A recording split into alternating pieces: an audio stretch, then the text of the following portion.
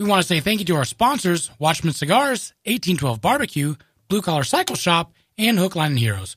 Without you, this episode would not be possible.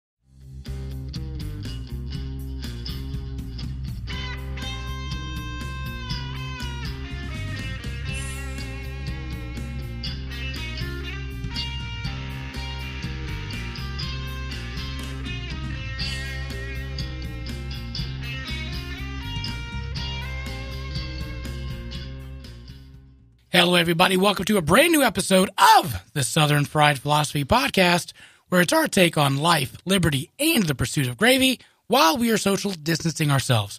We've got a great show lined up for you, as always, as we are broadcasting from the Blue Collar Cycle Studio right here in beautiful Concord, North Carolina. Let me go ahead and introduce our starting lineup. Behind the plexiglass at the control center, it is producer Brian. Hey, guys. I, of course, be your host, Biggin, and how about you? And across the way is the pride of Anderson, South Carolina, but most of you probably know him best as the Silver Tongue one, 2016's honorable mention Evel Knievel Impersonator of the Year, the inventor of the Redneck Egg Roll. Give it up on old mic number one. It's Mojo! So my transplant team today advised me that I need to social distance myself Saturday and Sunday. They call it a weekend immune system. Yeah. Broadcasting from our hazmat bunker that I prepared during Y2K. Thank God I did that because I was starting to worry if my investment in preparedness food, 25-year life, was going to expire. But nope, just under the line, I'm being able to use it. So, I will tell you, the toilet paper is a little scratchy. Well, that's because it's dried poison oak leaves. Just don't scratch too much. Ouch. Hey, appreciate you guys tuning in. Hopefully everyone's safe and sound out there. As of right now, we just basically have social distancing laws. Well, in this country, we do in America. Other countries are listening in. Obviously, you guys may have a little bit different situation. Hopefully we'll hear from our outstanding correspondent, Toria Almond. I know he was trying to make it back into the country, but he may be quarantined on one of those Carnival cruise ships. Is he on a boat? That's the only way in, right? I tried to hook him up with Greta Thunberg, but evidently she is nowhere to be found right now. Boat, y'all. I'm on a boat, y'all. So we appreciate you guys tuning in. Like I said, prayers go out to everyone, all our listeners, everyone actually, because this is a time for humanity to shine. So anyway, with that being said, you can still find us on Facebook at Southern Fried Philosophy. That's where I like to share stupid memes that make me giggle.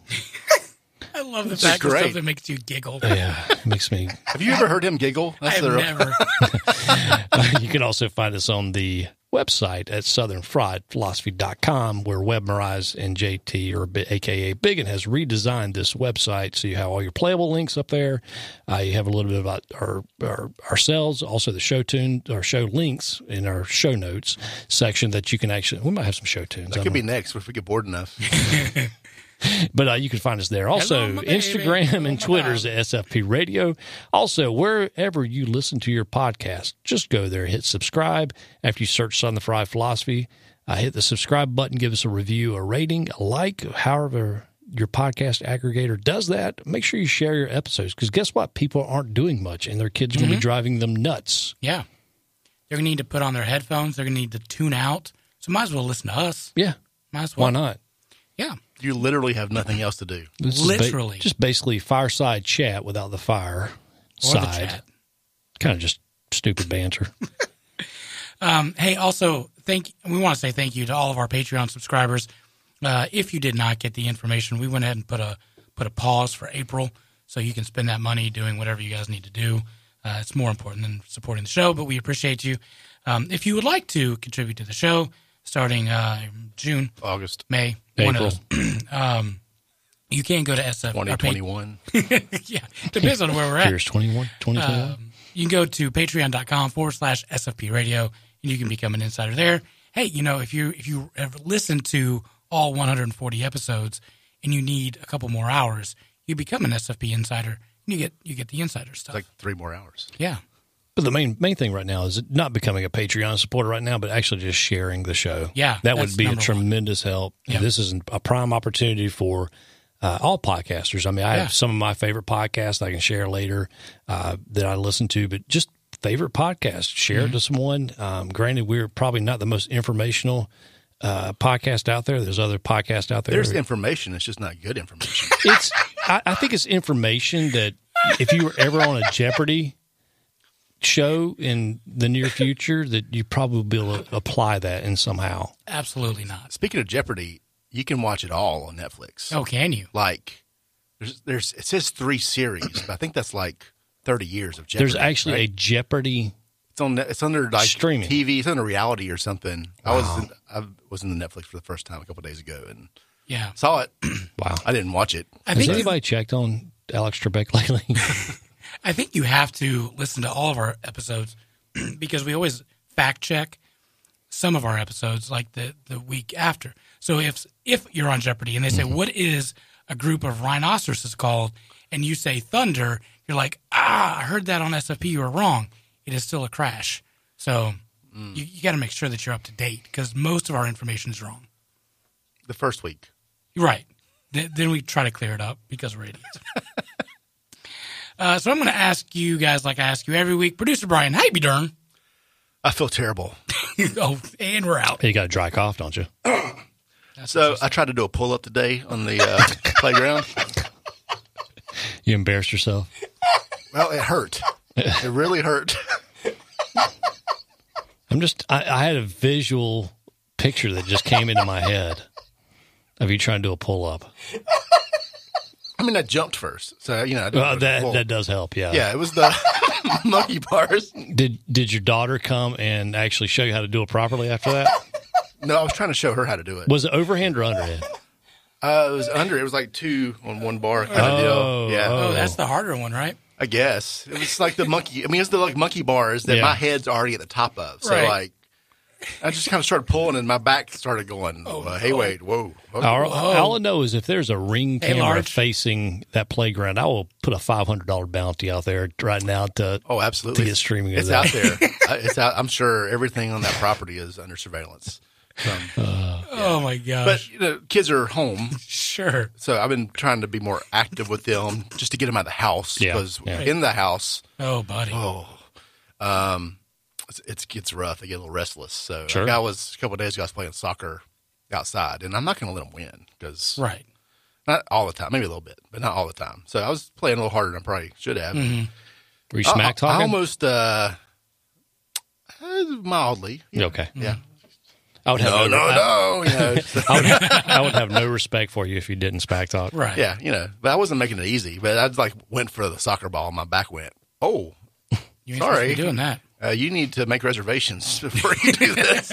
I'm just letting you know all elective surgery is off the table right now. Oh yeah. We got to be careful. Yeah, so I was on the sideline for the next 30 minutes after that. That's all I'm saying. Yeah, I'll do that. I'll like kick the ball with Aiden, and then all of a sudden, like I hear my knee pop. I think we're just gonna hang here for a little. Let's go play Madden. Yeah, yeah, it's time for Madden. But I want to play football. Who would ever thought that EA Sports would be like a legitimate sporting thing, cure for our sporting drought right now? Right? Oh yeah, just put it on. Let the computer play the demo? computer. Yeah. The And there's- full here we 60 go. minutes. What's those websites out there like Twitchy and Twitch. other? Oh, well, Twitch. esports it's by itself is But I'm saying Sports. streaming services. Yeah. The EA Sports has a stream like. yeah. You can watch people Oh, wow.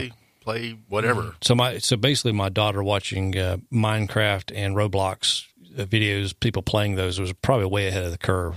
Sure, Oh, absolutely. 100%. That's Yep. interesting. We could start putting money on that. We could be a bookies.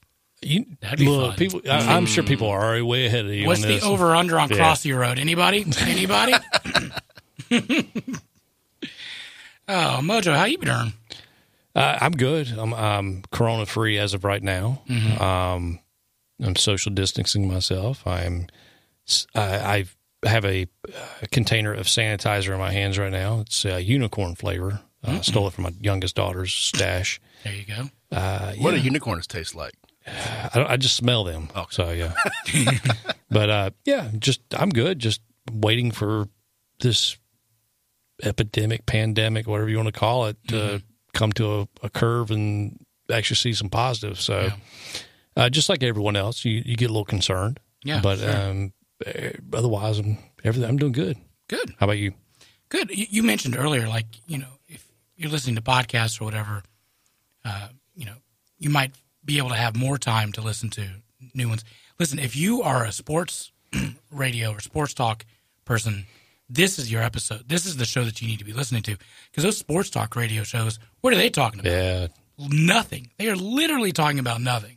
So, I mean, if you have, there's no sports, what do they have to do? Right? Yeah, what are they going to do? I do find it interesting talking about sports, of all the transitions and transactions that have happened in the NFL. Like nothing is happening. Hopefully, the NFL, hopefully these guys or some of these teams have actually put some contingency clause in their contracts. If for example, the 2020 season gets canceled or postponed or shortened. I mean, because they all have insurance and stuff for that. Yeah, but still, though, like for example, what Tom Brady just signed, with Tampa Bay, I think is the rumor. Yeah, I guess as of today. If it's not done, it's about to be so done. Tampa Bay Buccaneers. I mean, I think that's probably $30 million or something. I think the rumor is for Tom Brady. I mean, if he doesn't play this year, what are they going to do? Do they own the money? Do they? I mean, well, there's a guaranteed part of that contract. They probably still which is crazy. Yeah, which I don't know, just blows my mind. Yeah, signing bonuses they pay. Doesn't matter if you play a snap. Yeah, they write that check when you walk in the door. I feel like. But who would have thought a almost 43-year-old quarterback would land $30 million? It should be talking about sports. It should be interesting to see him play without the Belichick system. Well, he's got Bruce Arians though. Yeah, that's I know going to that. be that's big, scary. But if he can learn the offense, I mean, surely, right? He'd probably just make it up as he goes. You run this way, I'll throw it to you. But find a way to cheat, right? Yeah, it's just interesting. It'll be trash cans involved. It'll be just pull ups. It'll be interesting. It'll be interesting to see how Brady pays about the Belichick, and we can also make a bet: does Belichick retire now? Oh, I think so. Yeah.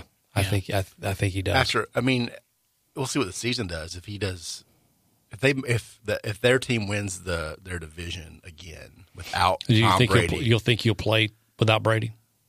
Well, he would have retired already. It's too late. He could be holding off. It's way too late in the season for a coach to retire. They delayed everything, like starting practice. They would and everything. fire. Well, no, I think because I don't think he's. He's going to imagine that line spread out 6 feet feet from each other. Trying to practice. Too stubborn to. That's true. There's no way. Yeah. When he's ready to be done, he'll be done, and he would have caught it when they lost the first week of the playoffs. That would have been it. That's true. My only advice to Robert Kraft is I would not go into any massage parlors during this time of year right now. Oh, yeah. With the virus. Just keep making the mac and cheese, sir. Yeah. Just keep it coming. Just keep it coming. I will say that this epidemic, this pandemic, whatever it is, listen, I've been preparing for this my whole life. This is where introverts unite, and we don't get around anybody, and we just hang out and do nothing. We've been doing this our whole life. We are ready. I did go to the grocery store the other day and had to pick up some things. Water, no, it didn't have that. Toilet paper, didn't have that. My wife wanted ice cream. Check, they had that. So thank God for that. But I was going around the side there, and I noticed, well, there's the peanut butter. Let me go ahead and pick up some peanut butter. America, evidently, you hate crunchy peanut butter because that was the only thing left on the shelf. Hands down. I believe it. There's nobody, like, full shelving parts full of crunchy peanut butter. I like crunchy peanut butter. The only time, you have to be in a specific mood. Yes. I personally do. But the only thing I really like crunchy peanut butter on is if you melt it up a little bit and pour it on vanilla ice cream. Oh, come on now. Then it's good. Come on. I like that. Producer Brian, you just left. You just had that look after you did that pull up. But I was just like, good gracious, you all hate crunchy peanut butter. Creamy, all gone. Crunchy, not so much. Off subject for a second. Speaking of grocery stores, hats off to the trucker community. I deal a lot with. Give you a round of applause. Yeah, there it is. So if you're a trucker right now, listening to the podcast, we appreciate you guys. Hats off to you guys, because I know I have a lot of truckers in the motorcycle community that I deal with, sold bikes to, deal with on a daily basis.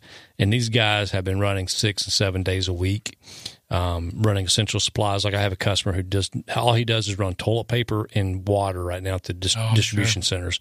And he can't get off the road. Yeah. I mean, it's just nonstop. I think I heard like Texas like took out some regulations so they don't actually their hours changed? Yeah, actually, I think nationwide now they've actually gotten rid of the electronic logs, which is kind of electronic logs. Basically, you had back in the day you had paper logs where you had to log your mileage, your time on the road, and things like that. Now, you talk to a trucker, they run two sets of logs. They run a personal log and they run one that they turn into the feds. Well, the feds did away with that and went to electronic logs, where it actually logs everything for you, GPS. That way, in certain states, they can actually monitor your speed, fine you, things like that. So it's really draconian as far as like from the federal and state level. So once this national emergency got listed, then they did away with electronic logs for the essentials, like people hauling medical equipment, masks, respirators, whatever is needed, food. So as long as you're hauling that, you don't have to worry about the electronic logs. And so these guys can just let her eat and then just go as fast as they want to. Well, pretty much, but they don't have to. I'm okay with that. So you're only allowed to, I think, drive 10 hours a day, in a truck. So now you can actually extend that, which is great because, for example, if you have a 12-hour ride and you can break that up, take a couple breaks, but still make that 12-hour deadline, it helps get product from manufacturer to distribution hub that actually gets to our stores. That way we don't have some I wish this was like, of course it's not suitable for work. There's nobody working right now. So, but the a-holes that decide to buy every last stitch of toilet paper on one run. So, this helps mitigate that, where we have runs. Let's hope not. Yeah, it helps mitigate the problem that we have when people go in and just swarm the shelves. Yeah. So hats off to the truckers. These guys, I know the first responders, and nurses and doctors, I mean, those guys are doing a tremendous job. I'd hate to be in that industry right now because they're being way overwhelmed with not only these COVID-19 cases or the Kung Flu or Chinese, whatever it's called, but the truckers are the actual ones also helping get product to the hospital so nurses can do their jobs. Yeah. And like I said, I just can't talk enough about it. Well, even shouts out to the railroad. I think that they get overlooked as well. Like my cousin is an engineer, and hey, buddy, he's running. So he's actually when someone says an engineer, I think of a railroad engineer. Choo choo. No, he's that guy. That's what I always think of. Like a civil engineer. Yeah, I'm an architect or a janitor engineer. I mean, he's on the front of that train, just letting her eat. Man, I would love to hook up with him just to ride one day. Right? That would be like a dream come true. So cool. No, well, I'll give him a call. Anybody going from Louisville to Cincy, we can make that happen. Whatever. I don't care where he's going. Put some bikes on a trailer. I'll fly by. I'll fly back since rates are so low right now. Make it happen. By the way, my wife has booked us a trip to Boston because the rates are so low. It's like, let's when just go to Boston. Like right now? No, I think it's in July. Okay. Yeah. So, I was like, these are refundable, right? 4th of July. No, you can. Oh, no, it's later. Okay. It's past that. I didn't think about that, but you don't want to get stuck in that.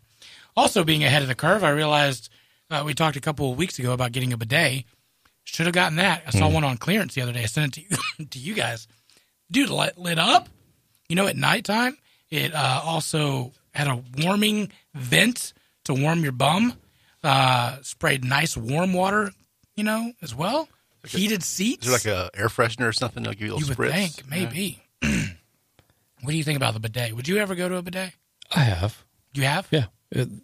It's different. It's just not part of our Western culture here in America of using bidet. Now, a lot of foreign countries do, but I've also stayed in a lot of bed and breakfasts or, bed and breakfasts that have them. And I tried one out for craps and giggles. Right. And, literally. Yeah, literally. And it's interesting. I mean, it's something you would have to get used to. Sure. But it beats the other alternative of standing 3 feet above a hole in the ground and just doing that and then using your left hand. So I would prefer a bidet versus left hand. They had them in India, and it was like just a shower head. But if I tried that, it would be so messy. It would just I know water would be all over the floor. But it depends on what you eat, man. You might need a pressure washer nozzle. Yeah, what's on the that PSI on that? Like coming out the. There's not a lot. Can you dial it in? Like dial it up a little bit if you need to, like. I don't think you car can. wash level. There's nothing there. It's just pick it up and there it goes. Like turn the generator on and. I remember first time I ever seen one was when my wife and I went on our honeymoon. We were both 19. Well, she was 20. And we went into a bed and breakfast and they had one. I was like, man, look at this funny water fountain in here. just messing with her. Because, we come from a small country town and, you don't have that. Beverly Hillbillies. It was fancy just to have a 24-hour McDonald's. Yeah. So Crocodile Dundee, the second one. He's in a fancy hotel. That was the first one. Was the first one? Yep. I forget what the joke was with the bidet. Like, what do you do with that? That's not a knife. That's the only thing I remember from that movie. Really? Yeah. I love that. That's great. I need to go back and watch that one. Some follow-up discussions. Well, you got time now. Yeah, there's nothing else I'm doing. If you're in the market for a high-quality cigar for a very reasonable price, you must check out our friends at Watchman Cigars. Watchman Cigars is a family-owned business that puts the customer first with the best customer service in the business. Watchman Cigars offers the Habano for a full, spicy flavor, the Connecticut for a mild, easy-to-smoke option, and the Maduro for a strong, powerful experience. They even do specialty blends and partner with you to provide a custom, exclusive line just for you. Watchman Cigars has all your cigar needs. Follow them on Facebook and Instagram at Watchman Cigars 1991, or check out his new website at watchmancigars.com or the sponsor section of our website. Follow-up discussion. Listen. What is this? Listen. Producer Brian is the producer, and he comes up with the funny names for each episode. Sometimes I ask permission. Or sometimes you do. Yeah. But last week it was just kind of, he just said it's canceled. And which I get, like I totally understand, like, oh wow, I should probably listen to this episode. There's probably some good tidbits of the show. It's canceled because literally everything is canceled right now. Right. So that's just what we talked about. Sure. Somewhat. Looking at our numbers, though, I think people just thought it was just canceled because people aren't listening to that episode whatsoever. We can go back and rename it, right? We can repost it. It's not canceled. It's not canceled. Yeah. Yeah. It's not actually canceled. Poor Robert has got the worst numbers of all of our episodes because I think people just like, oh, they're just saying this canceled. Oh, well, I'm not going to listen. So you will see that this is episode 140. And we're still going, so the last one's not canceled. So go back. Well, this is our last episode, so so this one's it. So I did think that was funny. Also in that episode, Producer Brian, you said it would be funny if we came up with a side website, because I swore I had coronavirus. Right. And so talk about the website. Yeah, so we were joking. Me and Robert were both joking that we can, when Biggin's wondering if he has an illness. I said, well, I'm just going to make a website that says, doesbiggandhavecorona.com. And if he's, instead of going to like the CDC website to see if you're sick, just look at this and it'll just, the answer will be there for you. Yeah. So right now it says, does Biggin have corona? And it says no. Which, by the way, I've checked 3 times. It might change to maybe okay. later in the week. We'll see. We'll keep you guys posted. But later down the road, so we kept it generic. So if you go to doesbiggandhave.com, the URL will be linked in the show notes and on the podcast player. We might put some random things like does Biggin have gout? Yeah. Or does Biggin have morbid obesity? Absolutely. There's that. Does he have biscuits? Oh, right now, you just change it. So yeah, bourbon. We'll see. Does he have bourbon? Does he have bourbon? Oh yes. Hopefully. Yeah. Based on what I saw last time I was there. I don't know. Sound like you drank it all. So I appreciate that. And then if you, after you're there, if you want to go to our regular page, you can go to home and it goes to southernfriedphilosophy.com. All right, so let's go into some wacky news brought to you by 1812 Barbecue. If you need some, listen, I hope he's still catering. Who's that? Eric. I'm sure he's probably. If deliver, I'm sure. If you want some brisket, he'll. No, if it was me, I would be out there hawking my portable food right now because. Well, there's no meat, right? You've been looking for meat for. Yeah, but he has distribution centers that he can go to. Exactly. So you can't find any meat. So you call Eric up, and get a 12-pound brisket. Yeah. I mean, I'll feed you for like 3 days. That'll hold. Put that in the fridge, freezer, whatever. Talk to our friends at 1812 Barbecue. Their information's on the show notes. You can give them a call. Like, hey, Eric, I heard you on the show. Hook me up. All right, so this first wacky news, this is from the Twitter feed. I don't even know, Spilling the Tea. That probably sounds dirty. It says, while humans carry out social distancing, a group of 14 elephants broke into a village in Yunnan province looking for corn and other food. They ended up drinking 30 kilograms of corn wine and got so drunk they fell asleep at a nearby tea garden. It's got pictures of these 14 albino elephants. Some of them look like they were playing, and the next one they look like they're spooning, and they're on the ground sleeping. There's like 2 that are passed out Right. on the ground. What is 30 kilograms actually? That's bigger than grams. That's like 1,000 grams. That's what, 15,000 pounds probably. I wonder what that translates into. Hey, Google, how many is 30 kilograms in Pounds. 66 pounds of corn whiskey. Well, obviously I was a little off. 30 liters. That gives 30 you a volume kind of. So 15 2-liters because, we know things by and 2 this liter. is corn wine. Wine, not whiskey. I wonder what the proof on that is coming out the gate. So basically you're saying they're lightweights. I guess these elephants can't hold their booze. Yeah, maybe it was the part of the tea. But, I mean, it's, you look at the story like, oh, no, I see elephants. And then the next one you see is them lying on the ground. Uh-oh. 30 liters. I mean, that's kind of a lot, maybe. If you drink it really fast, For an elephant. Yeah, maybe. I still think they're lightweights. We need to get, do some science here and see what. Oh, yeah. That'd be good. How would, if we all drank like 3 liters of something, what are we going to be passed out in the. Oh, I'm sure we would. Oh, 3 liters of corn wine? Yeah. 100% we would be passed out. Okay. Dude, we're how big is this beer? It's a pint. 16 ounces. Yeah, so, we're probably And the gonna be passed out ABV is by probably the very end of close to like a wine. Probably usually 16%. 12, or even higher, this. All right, so we need to call Chris and get 3 liters each of this beer. Game on. I'm up for it. Let's do it. Okay, we'll get him. It'll go bad, right? Because He's got 6 4-packs left, so that should cover. But anyway, Producer Ron, you sent that cute little picture. Instead of being so negative, I thought, hey, that'd be funny. It's funny, sometimes folks need a little positive. Some folks are handling this worse than others or having some issues. Sure. So we want to try and be uplifting a little bit, have some fun, entertain as much as possible. Some of the comments, though, did you read any of those? No, I didn't see that. Can imagine the elephants. I love you, man. No, I love you more, man.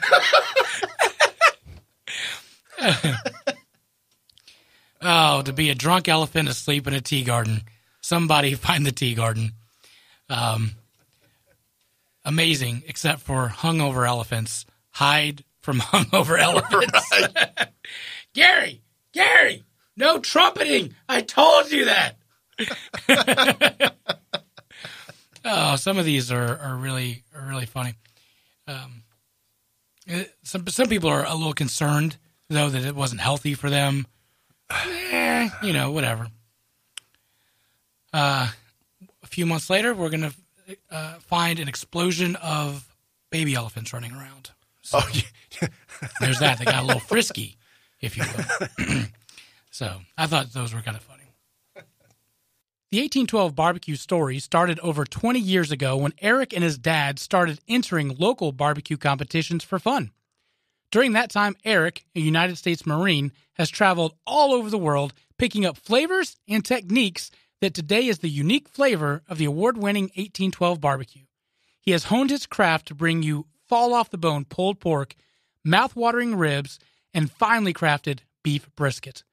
Eric has developed his own amazing dry rub and delicious barbecue sauce.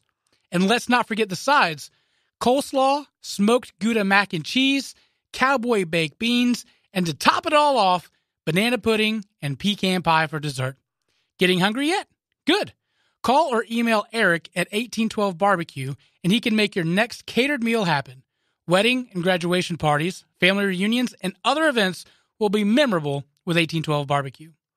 Want to try your own hand at smoking meats? Pick up your own 1812 dry rub and start the journey for yourself.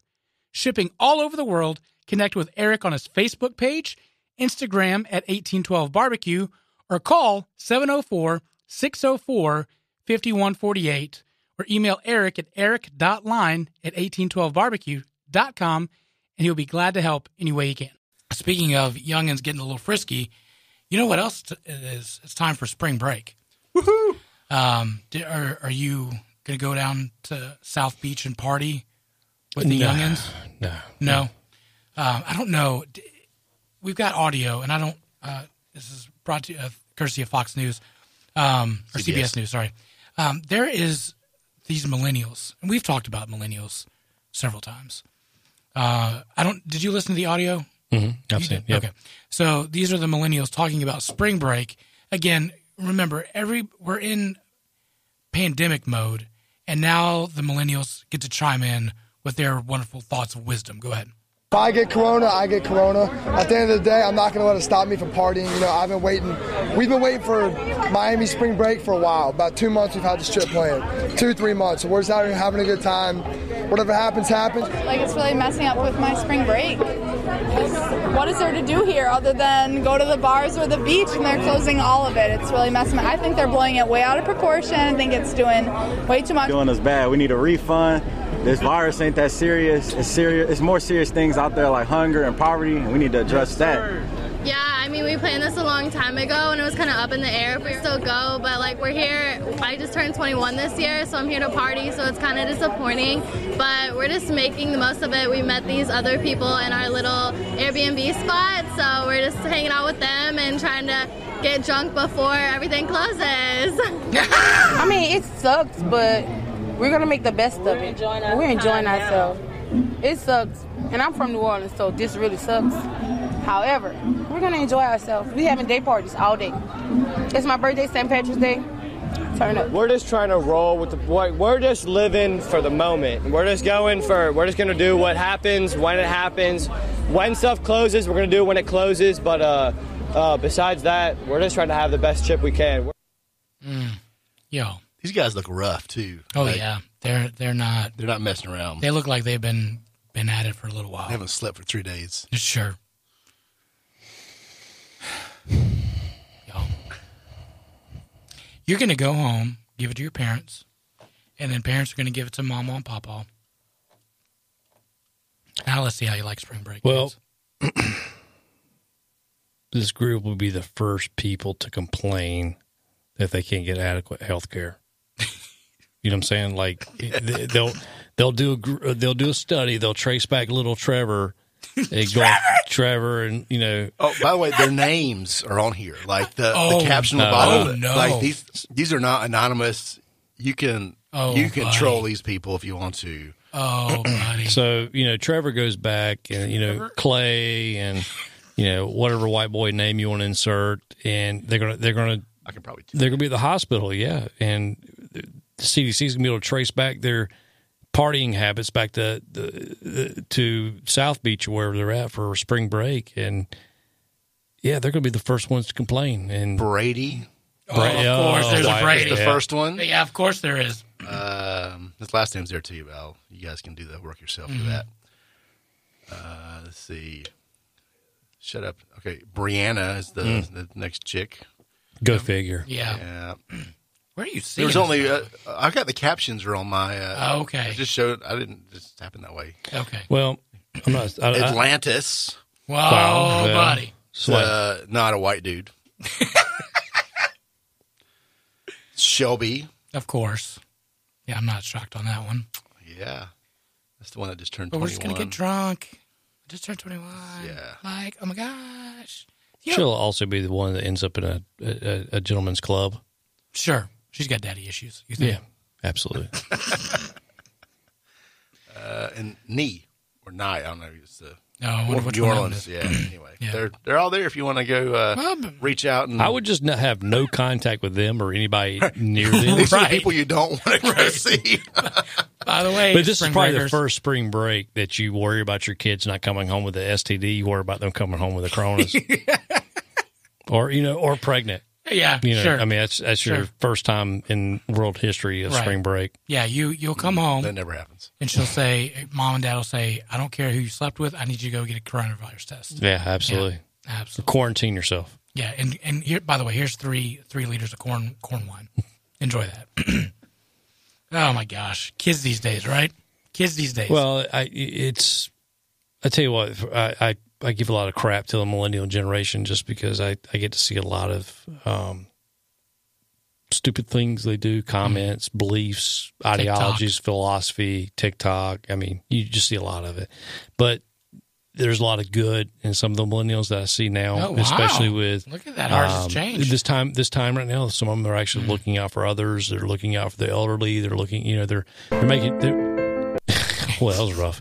They're making conscious decisions to actually be kind to one another, be the next neighbor. So, or be neighborly to the next person. So there's some good things, but there's also that segment of the bunch that goes down to spring break and. All of a sudden we have a mass pandemic of babies and coronavirus. Sure. So yeah, I mean, the irony though is they're going down there to get drunk, and more than likely all the liquor is going to be shut down, and so they're just going to be sitting worst there spring at the break beach, ever. Like, oh my gosh. Well, you can still go. Grocery stores aren't closing. So yeah, but it's going to sell out. You can't go you're not going to go clubbing, right? You're going to be in your Airbnb with But Brianna and Trevor are going to have their dance party at their Airbnb. You think Girls Gone Wild still down there? That would be really wild, dude. Filming one of those and everybody's sober. And, fully clothes on, hazmat suits, mask. Show you're drunk. No, I think I'm good. Yeah. As a matter of fact, I can't see it through the hazmat suit. Well, all I get is that T-shirt. No, I think I'm good. Oh, anyway. So, how about it? All right, Producer Ryan, do you have any headlines you want to talk about? Nope. All right. By the way, I loved the last episode. Did you? Did you like it? It was fantastic. It was great. Did you listen to the last episode? No, but I will after this. Best one ever. I mean, hey. I will say lasted longer than my honeymoon. I will say that. All right, so let's go to busy. Let's go to some hot topics brought to you by Hook, Line, and Heroes, 501c3 organization that gets our vets connected to a fishing rod and a relationship with God. So go check out our friends there at Hook, Line, and Heroes. Amazing pictures on their Facebook page. Oh yeah, man, they're going crazy with the fishings and the giving those things out. We're going to have to contact Alan and also Eric from the 1812. We're going to have to hook up with Alan see if we can go catch some fish after the grocery stores run out. So. Right? Yeah, I see what you did there using a hook. I have to hook up. I hooked it up. You didn't even know you did that. Genius skills. All right, Mojo, I'm interested in your take on this. Americans will get 2 checks under the U.S. Treasury Department proposal. The Treasury Department will ask Congress for $500 billion in direct payouts for taxpayers as part of the $1 trillion stimulus package to combat the economic effects of the coronavirus pandemic. According to a proposal obtained by NBC News, there's going to be 2, that's dose rounds for our Spanish-speaking friends, of direct payments to taxpayers totaling $250 billion would be sent on April 6th, and then another one on May 18th. They would be tiered payments based on your income level, family size. The proposal says both payments would be for the same amount. Donald J. Trump asked about the proposal and says it's going to be huge. It's going to be, he says, quote, we want to go big. Heard that before. The Treasury also asked $50 billion for the airline industry, small business interruption loan program of $300 billion and $150 billion for other distressed sectors, the proposal asked. Though most people are wanting to pass that, Senator Lindsey Graham said, I don't want to do that. He wants the stimulus to be focused on the small businesses so that they can continue to pay their employees. So Trump is saying we're going to pay them the people directly. Senator Lindsey Graham says we're going to pay the people so that they can have their regular paycheck. And so those are two different conflicts or two different sides of the issue.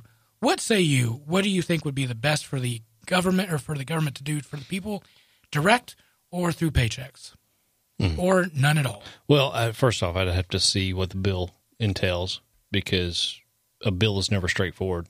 It could be a $500 billion spending package, but that bill can also include, $100 billion for new parks and rec centers. I mean, so they always add in crap. You got to see that through Congress last week. They actually threw in another $85 million, I think, for Planned Parenthood during this time, because obviously they're worried about people, but they're not worried about people. Right. So. Was that fact checked? Yes. Okay. All right. I for the exact dollar amount, I couldn't tell you, but there was a Planned Parenthood clause in there. Okay. I'm torn with this because I don't want to see people suffer. Mm-hmm. My business is going to suffer tremendously just because people will have to cut back. I do believe the economy will bounce back because we have people still wanting things. People still want to build houses. People still want websites. People still want to go out and eat. And I think after this, people will want that release of stress to where they go out and they frequent the restaurants and bars and things like that.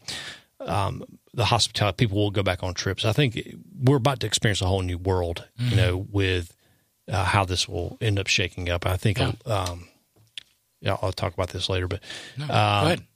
I think I'm torn with this. I direct versus small business. I guess probably the best route would be a direct, just because who's to say the employer doesn't get it, terminate their employee, and then just keep the funds themselves? You know what I'm saying? Or they're a creative way of getting rid of the employee and just pocketing the cash. So, how do I look at this from a libertarian view? I think it's funny how all of a sudden the things that, like, the Trumpers that would be like, oh, Bernie Sanders and Andrew Yang, the $1,000 a month club, and all of a sudden they're like, oh yeah, $1,000 payment. But also, I can kind of see their point too, and this is where my point is.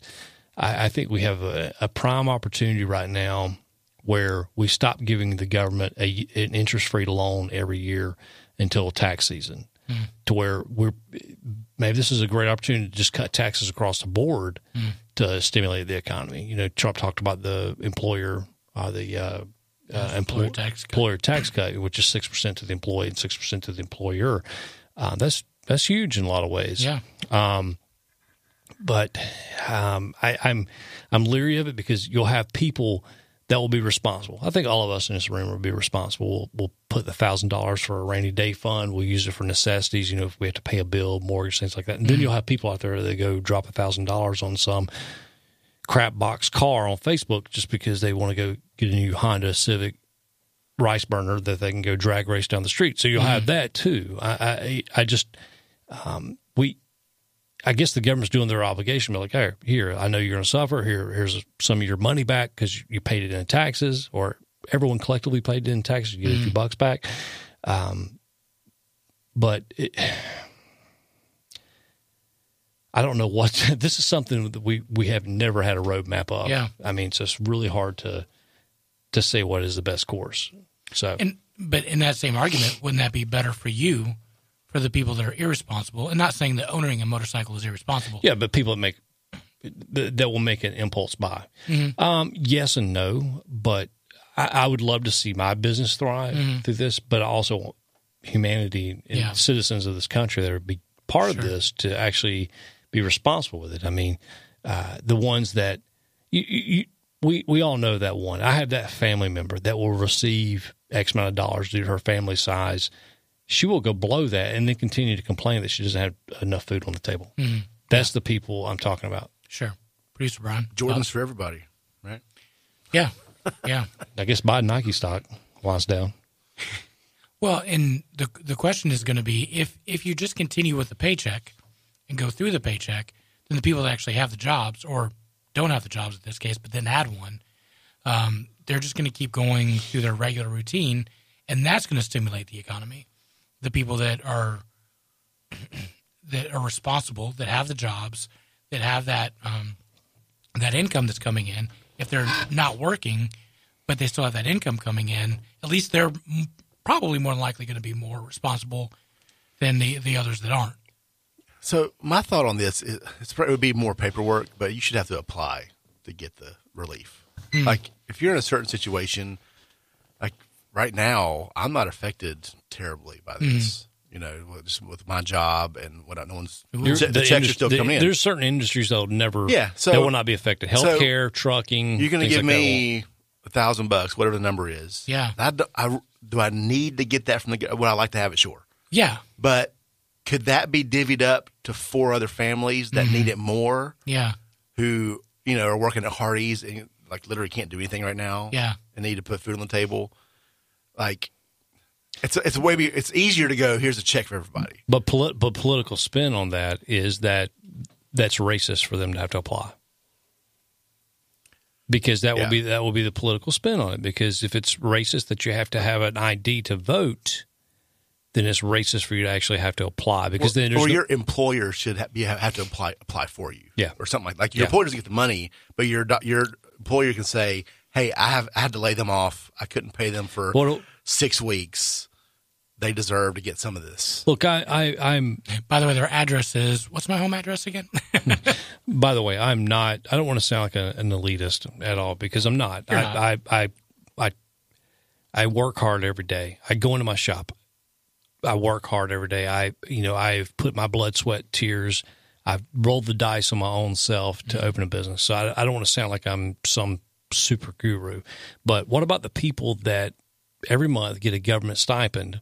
And for example, I have a lady in my business neighborhood who lives in an abandoned house, who is a drug addict, sharing $738 a month on government assistance through quote unquote disability, and she spends it on her preferred vice of choice. Mm-hmm. All of a sudden, you give her a cash influx of $1,000 extra, $2,000 extra a month. What does that do to her? Does she become a statistic in a body bag? Does she all of a sudden become responsible and go get herself a house? I mean, what happens with that? And that's the problem I have with broad brush programs is that there may be people like me who right now I don't need that insertion of cash because I'm okay. I squirrel money away for rainy days. I'm not saying I'm too proud to take it. I'm just saying that I try to prepare. Mm-hmm. Yeah. You're responsible. I try to be. And I'm not saying people that don't have a little bit of a cushion aren't responsible because daily life happens. It's just that, my needs and wants are different from other people's. I like to work. My vice and drug of life right now is work. I love to work. I love to be at my shop.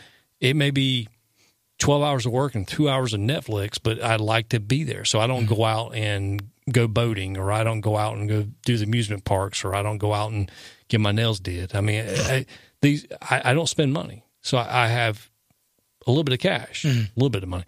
But the people that have a little higher maintenance life, if they get, obviously that all that stuff's going to change with what's going on because, we're, just like with the increased testing that we're having with the COVID, I think you'll see the numbers start to creep up. I think right now we probably have 20,000 confirmed cases, or 20,000 confirmed and presumptive cases here nationwide. You look it up. I'm going to get a number for you. What site are you using, by the way? I'm just going to look at Google. See there's a website called worldometers.info that I've been looking at, and what it does, it actually compiles the world numbers with all the presumptive cases, so it's a little higher than the CDC. Because you mentioned the last time the John Hopkins, but that's great dashboard. Yeah, but it's worldwide. It doesn't give you specific U.S., or at least I haven't been able to find it. It does give you can actually there's a tab in there that actually gives you U.S. But total 147,000 worldwide currently infected. This is worldwide. What website is this? This is Worldometer. Then we go. Okay, so there are currently 244,000 confirmed cases and 10,000 deaths as of March 19th.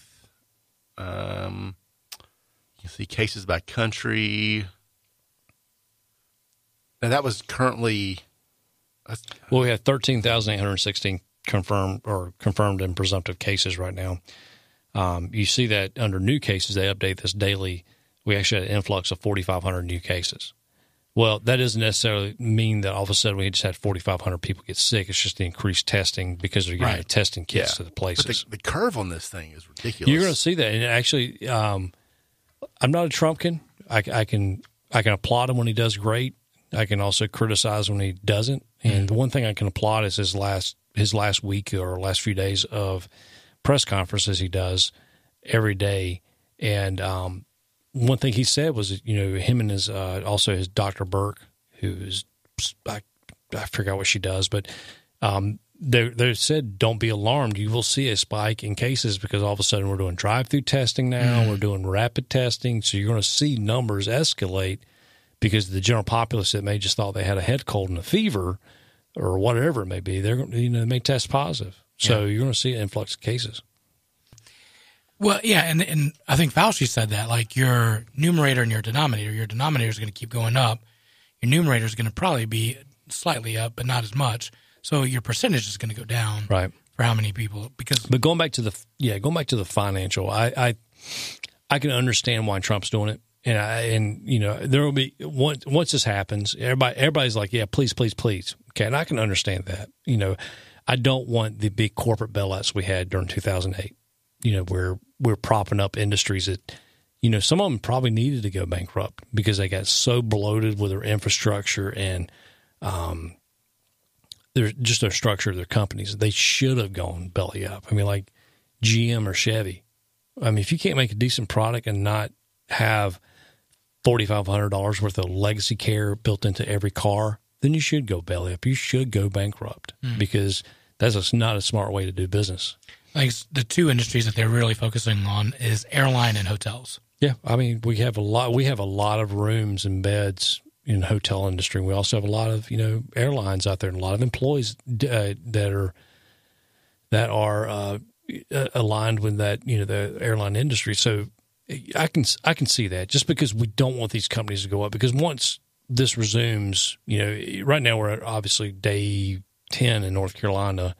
Under this, kind of mandatory 6 feet apart thing, and we're probably day 4 under the 15-day guidelines at the Surgeon General, and that may extend out. Oh, it's 100% going to extend out. No one's asked for this. I mean, so I can understand that. I mean, the oil industry is devastated right now in Houston. I mean, it is. Yeah, my heart and soul goes out to those guys and gals in the oil fields and oil industry, period. I mean, even from downstream from that, where the piping or the engineering or architectural, I mean, these guys are being ravaged right now in Houston, Louisiana area, refineries and stuff like that. It's just, it's going to it could take a while for those guys to recover. That was where one of the last places the housing bubble popped was in Houston because we were there the moment that we put our house on the market. That's when it popped. You probably caused it. You probably caused it. Probably did. Yeah, coincidence. Tiny little house. But now it's the reverse opposite for them. Yeah. Like they're getting hit first, and then the rest of the country. So, shout out to you, Sketch. Look, I'm. You know what? If you want to give taxpayers their money back, well, hats off. As long as all of a sudden we don't have a federal tax increase to help compensate for this. You know what I'm saying? Let's find there. We spend. In our budget, we spend we collect $1.3 trillion in taxes federally every year, well over $1.3 trillion. I realize that's not much. So, and that's income tax, things like that. So we collect that per year. That's just federal? Federal, yep. Okay. So our budget though is always 1.4 trillion or 1.3. It's always over that amount. We can cut our budget. We don't need this and that. How about senators and congressmen take a pay cut? How about it? They don't need $246,000 a year. I mean, they don't need lifetime health care. Yeah. Why doesn't Nancy Pelosi be like, I tell you what, I don't need a salary. I got $26 million in the bank. I don't need a salary for the next year. I'm going to help out. Can I do the president?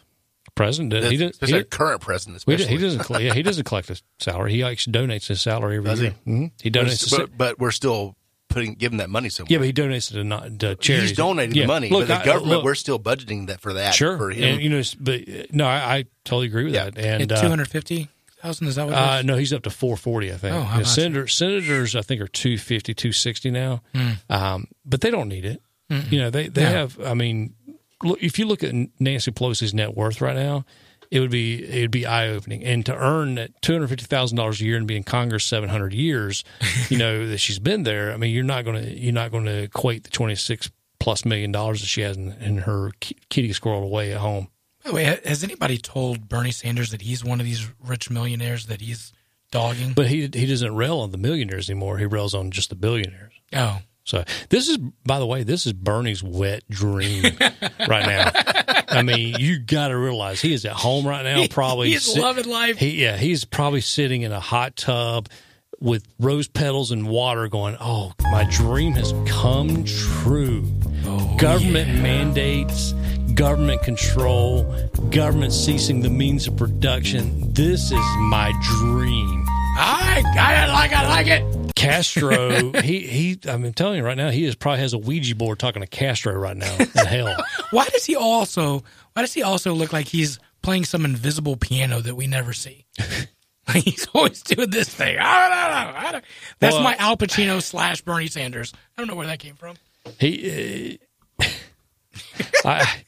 Y'all would ban me from the show if I gave you my 2 cents on that. But he is that ornery old fart that has to complain about everything. He is the prototypical guy who stands and complains that he didn't get a senior discount on coffee at Walmart or at McDonald's. He is that guy. Yeah, he is that guy. In meantime, I mean, but I don't understand how you don't realize if you're going to make Amazon, Google, these giant corporations pay their taxes, that at the end of the day, it's just going to make Amazon and Google pricing go up. Like, how do you know? They're still going to make their bottom line right the exact same. Right. But now we're paying for more now. Well, it's because these guys, Bernie, AOC, Tlaib, the other one who just married her brother. No, one that was married to her brother who just married her campaign guy that wasn't cheating with him. Yeah. Hey, buddy. Anyway, Ilhan Omar. They I don't think they understand economics. Now, there's two schools 100%. Of thoughts with economics. You have Keynesian economics, which is basically Bernie Sanders economics light. And then you have free market capitalism like Rothbardianism, where you actually believe that you can trickle down from the top. For example, if you have an employer of 500 people, you cut their taxes, all of a sudden they can innovate, grow, R&D, and expand to 1,000. If you start at the bottom where the workers control the means, then you never grow. And they just don't understand. They don't understand that. And as a small business owner, I can tell you that if I had my taxes cut, or if industry down the road of employs 1,000 people, all of a sudden their employees start making 30,000, and all of a sudden they're making 40,000. They're going to go spend that money. Mm-hmm. They're not going to become any bigger savers with it. They're going to spend that money. They're going to go out and buy that leisure recreational vehicle like a motorcycle. Yeah, they're going to frequent restaurants. Therefore, all of a sudden, if that one restaurant has a waiting line of 2 hours, there's going to be some other entrepreneur who goes, you know what? I'm going to go open a restaurant. And then you're going to have that. People just don't see that. Mm-hmm. Yeah. No, it makes sense.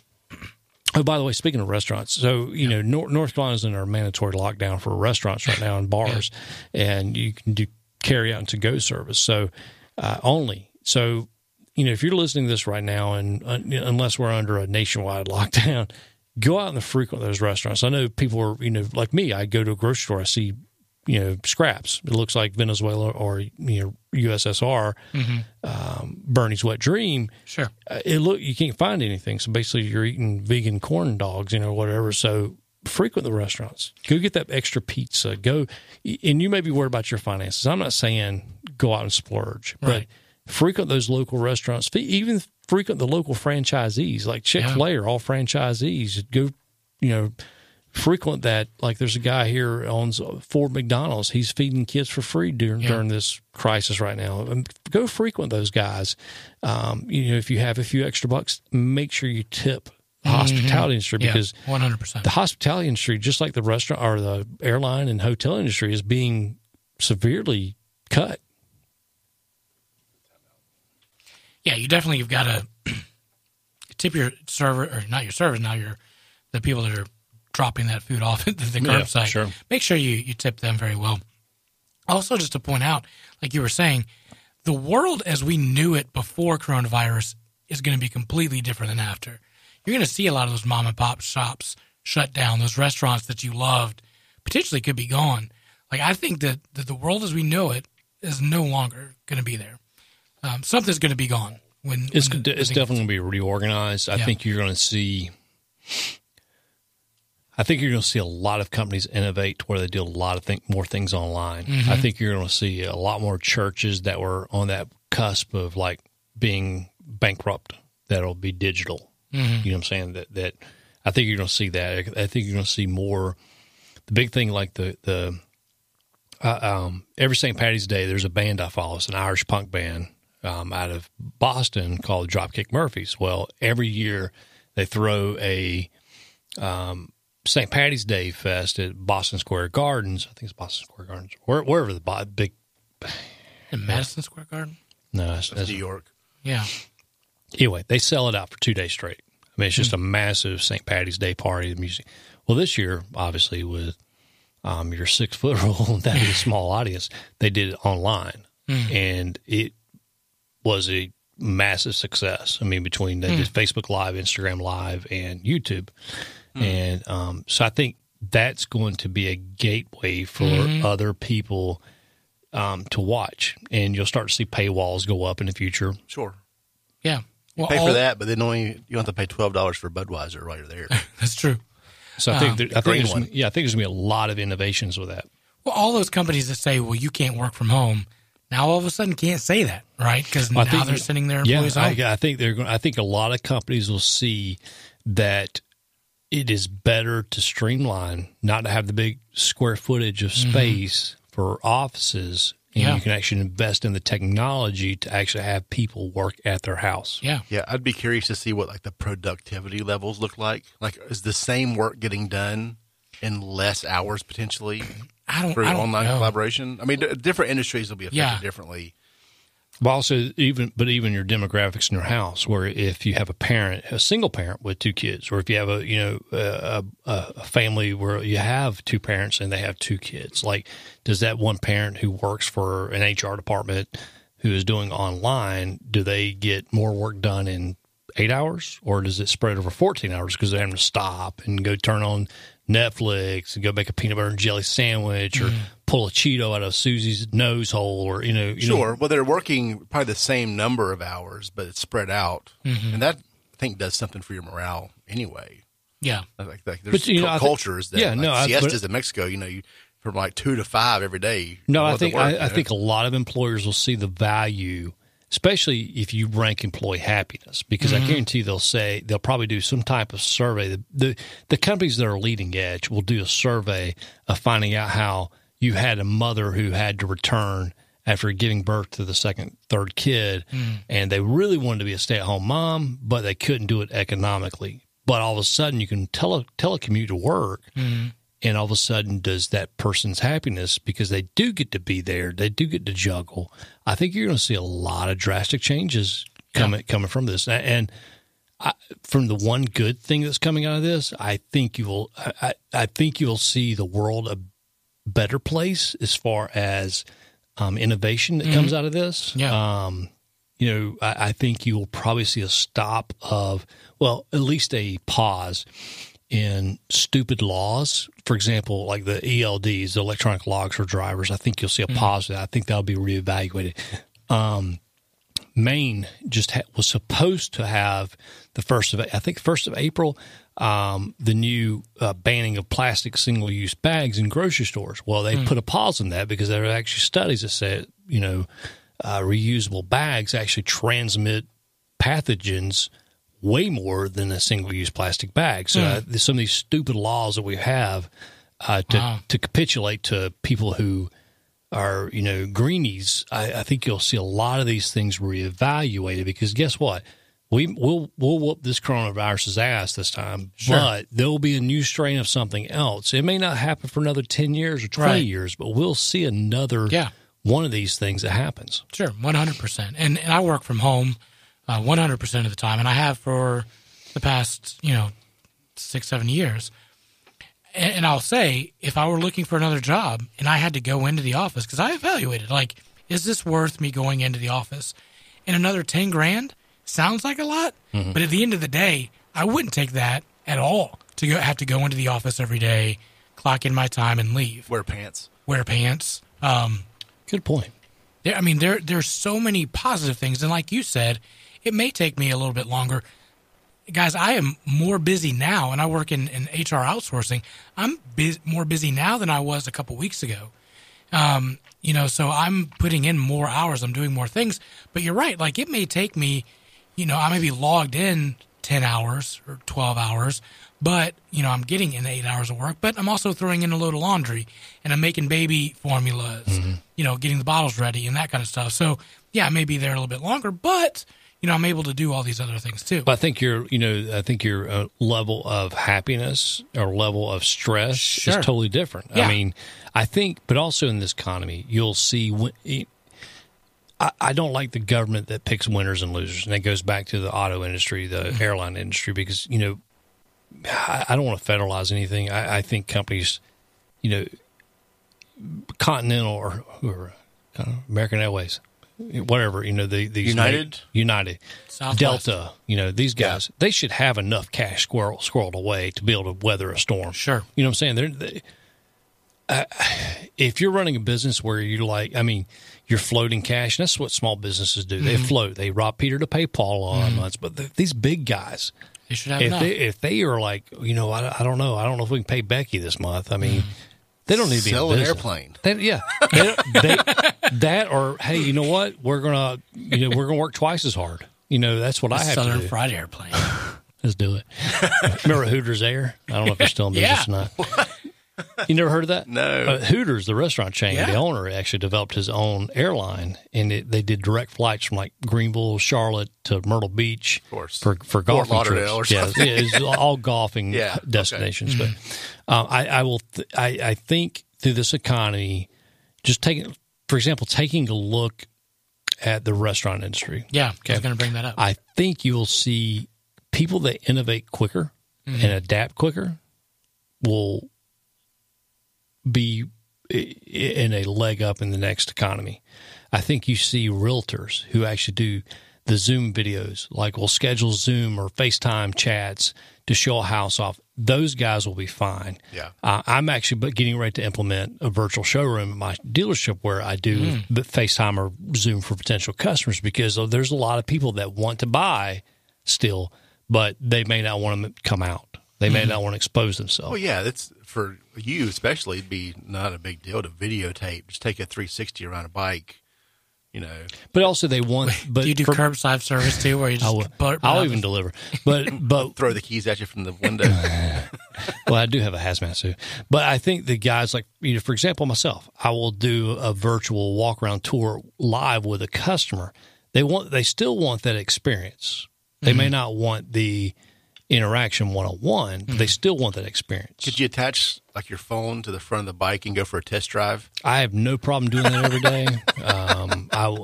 I volunteer myself for that. But is there even when people want to see it in person, are you still having to rethink hey, you can come into the shop between this time and this time, and I'll be outside. I have my transplant center right now who is telling me, stay fast, wash hands, the general things, clean underwear, whatever they tell you. And then my wife, who is like the CDC Nazi, who's like, you need to quarantine yourself, shut down business right now. Let's wait it out in our bunker. Well, I've got to kind of manage those two things. And I understand their concern. Sure. I do, because if I get sick, I'm a baby. Number one, I'm a baby when I get sick. I mean, it is. We all are. Yeah.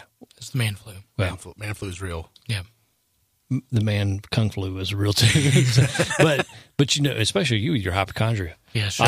Kung man flu? It could be. DoesBigandHave.com. But I think, She's concerned because I'm predisposed to, no longer be a part of the show. So I can understand her worry. It's a serious issue for you. It is.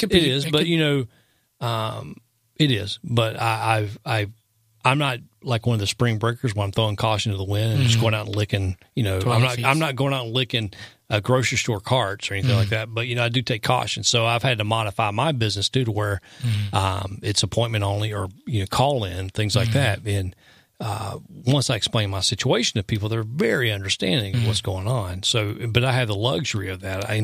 The guy who works at the grocery store doesn't have the luxury of that. He gets to see all the weirdos and in plastic one-use bags with a N95 construction mask on. Hook, Line, and Heroes is a 501c3 nonprofit based in Charlotte, North Carolina, founded in 2017 to show God's love and appreciation for our disabled and PTS military veterans. They provide professionally guided fishing trips to nominated veterans at no cost to the veteran. Hook, Line, and Heroes has provided over 30-plus trips around the Carolinas since their founding, from red fishing down in Charleston to striper fishing on Lake Norman, and even offshore fishing down in Florida. Each trip is a one-on-one experience with a member of the organization, aiming to provide a day of fun and relaxation on the water and begin a lifelong relationship with them. Each veteran leaves the day with a fully stocked tackle box, rod and reel, apparel, a Bible, and a daily devotion to kickstart their new hobby and build their relationship with God. Please take the time to visit their website at hooklineandheroes.org to hear and learn more about them. You can help in many ways by nominating a veteran through their website, join their monthly giving program, Healing Heroes, or send a one-time personal or corporate donation. You'll also be happy to hear that they are completely volunteer-run, and nearly 100% of your donations goes directly towards providing trips for the veterans. Be sure to follow them on Facebook, Instagram, and LinkedIn to see their veteran stories and to show your support. Yeah. Well, speaking about small business, I'm going to take a pause at this point, and we're going to have Chris Abney from Red Hill. He's actually going to be joining us on the phone to talk about how he's pivoting as a small business with a brewery.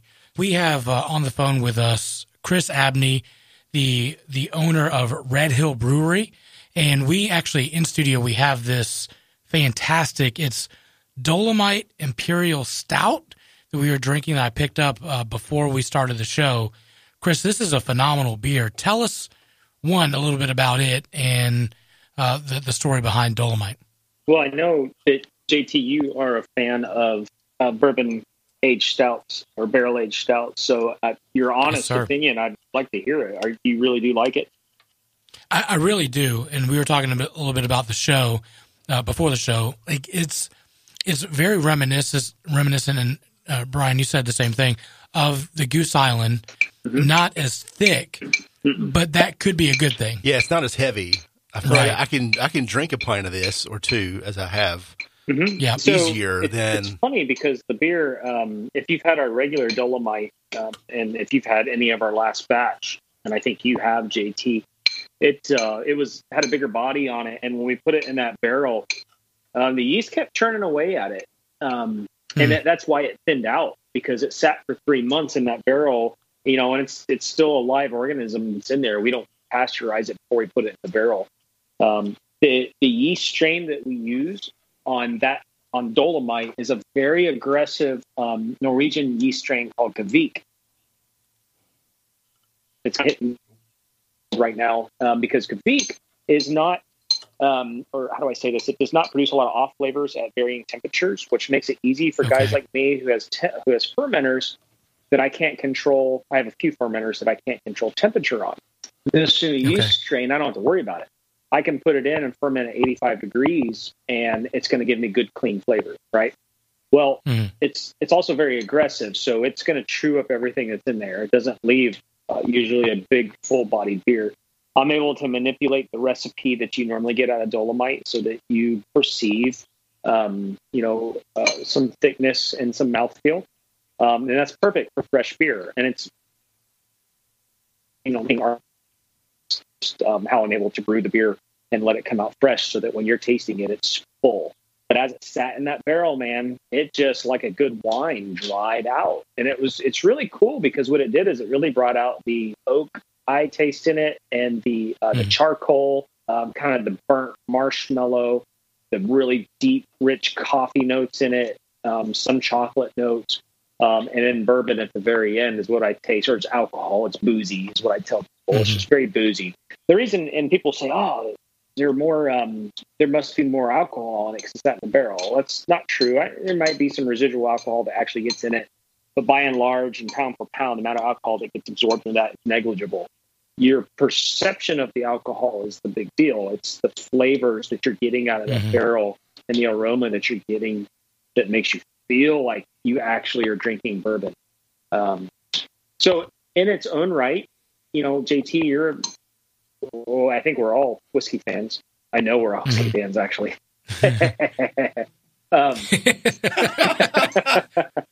I'm sorry. There's inside jokes there.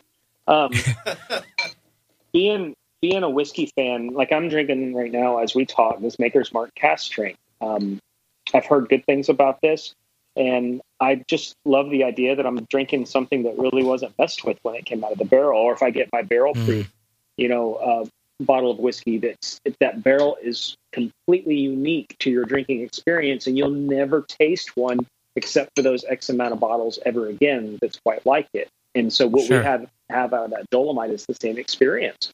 You'll never get that same Dolomite like it is.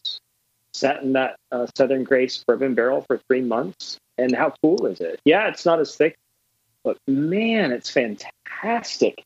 I mean, it's killer. I'm so proud of that beer. I'm just so proud. The only regret I have is that I didn't let it sit a year. 2 questions. One, who is asking for more cowbell in the back? Like we're hearing like the ding, ding, ding. It sounds like somebody's playing wanting cowbell. Oh, Ethan's eating a bowl of cereal right next to me. There it is. Sounds like a spoon of ice cream. He's keeping a beat though. Yeah, he was. He's shoveling that cereal.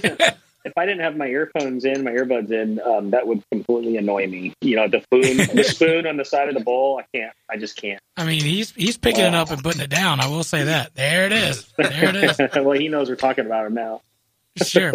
What's the normal ABV on the Dolomite? 11%. And wow, and so this is the exact same, but like you said, it's the perception of its bourbon barrel age. Actually, measuring that is complicated.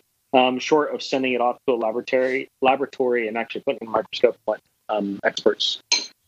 We just know we're not getting anything of significance out of it, so we left it 11%. I mean, the worst that it's going to be, JP, is like 11.5.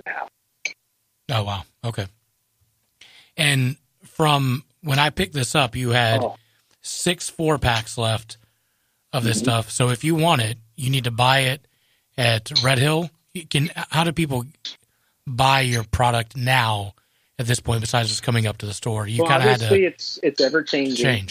It's ever changing. In fact, as we're talking, I'm going to see if I can. I don't know if I can get out of Skype and read at the same time, but I just got notice that the city of Concord is declaring a state or a city of emergency, if you will. Right? Or I guess state. It's not a noun. It's a being. So yeah, it's still a state of emergency, and they're talking about parks and businesses specifically. So I've got to read through this and see, because it could alter what I'm able to do tomorrow. But we could talk about what I'm doing now and how you're able to get it up to this moment in time. Obviously, events in the world are unfolding as they are. I'm not one to get into, at least publicly, talking about whether I believe in it all or not. It doesn't really matter, because we're being forced to react. And especially with the business, this business is my livelihood. It's my boys' livelihood. It is everything I've ever owned has been put into this. And the thought of folks not coming up to my tap room and us sharing what we do with them definitely makes me want to drink more of this Maker's Mark. So we we actually on Monday, before any governor proclamation came down, thought it would be prudent to read the tea leaves and close down to give us time to prepare accordingly. And we were the first in the county to close, and we went and declared it, and it gave us a little bit of time to prepare and say, okay, what's the plan? How can we salvage the week? How can we help the community?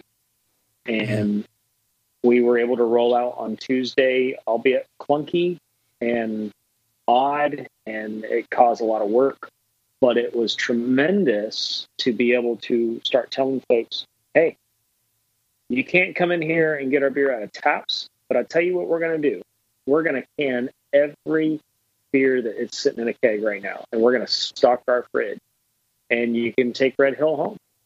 And it's no different than anybody else was doing. For us, just logistically and the type of equipment we have and the manpower it was going to take to make it happen, was you feel that pressure a little bit more than if I had certain machinery and if I had a large workforce. My workforce is, 3 of us and my oldest son. So, but we made it happen, and we made it available. And the best part about it was the support, the outpouring of support we got from our patrons, our fans, and even some new people who just saw and said, you know what, I think this would be a nice opportunity to try what you do. And we delivered, we offered curbside, we made it safe so that if you definitely are following social distancing rules, that you never had to touch us, you never had to touch money, you never even had to get out of your car, that we would just show up there, put it in your back seat, and air pump you instead of fist pump you. Now you just, you got 6 feet of a fist pump that you don't really touch anymore, and you can go on your way. And it's been great, man. We've been hustling.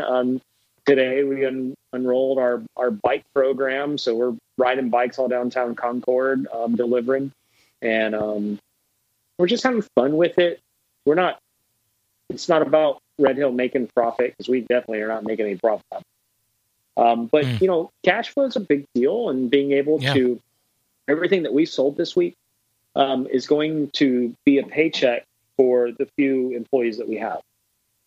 That's literally what it would be. So it's like everything that we poured into Tuesday through today will ensure that my guys are going to get a little bit of money next week.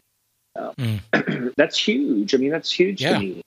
So your original question, and I don't mean to ramble, but it's about Dolomite. So all of our cans and what we have left, we have a link. It's on our website. It's on all our social media links. You can go. It tells you what the inventory is. We had some glitches with it. We've been working through, because it's a new thing that we had to roll out and learn on the go as it was happening in real time, of course. But you can go on there, and if you want to get the bourbon barrel aged stout, it was never intended to go in cans. It was always going to be taproom only, and we had to adjust. And that has been, Murph is always our biggest seller. The Rye Hobson U is a tremendous beer, and as it sits, it just keeps getting better. Gosh, it's so good. I'm in love with that beer. But we are down to, I think now 4 4-packs. That's it. That's all we got of the bourbon barrel age. It's sad, because we'll never have it again. But if you want, producer Brian right now is getting out his cell phone to make that order. It's that's all we got. It'll come back. I mean, we're going to definitely be brewing Dolomite again, and we will do a lot more barrel aging now that we know what we're doing. And it worked.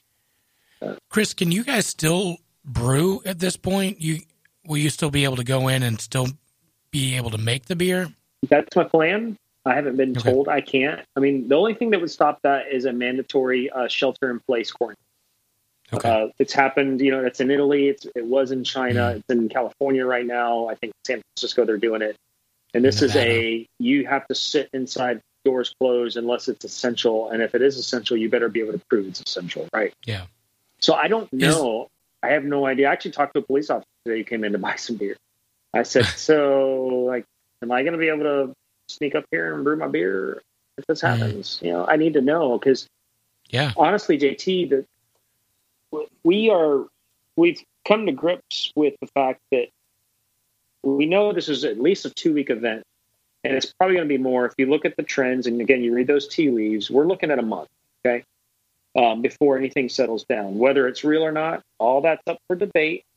The hysteria and all that's involved in it, that we can talk about that another time. But we know for a fact we will not be able to open our tap room for normal business again for at least a month. It's at least a month based on what we're seeing. Okay. If the best thing that Red Hill or any brewery can do is to brew beer and to get it stored away, because we have to be prepared for when everything is over with and life gets back to normal. Yeah, people are going to want to come out, and this will be a good time where you can kind of maybe get a little bit ahead of the curve, right? Where you can brew it, you can store it, you can be ready for it when that happens. Absolutely, but it's also a double-edged sword. And here's the problem, and a lot of businesses are going to be struggling with this. We have to decide how much money we're willing to spend out of what we currently have, which most small businesses were week to week anyway, so it's not much, right? You count on your weekly sales to be able to, buy your cost of goods, your supplies, the things that go into your product. I can't brew beer without grain, hops, and yeast.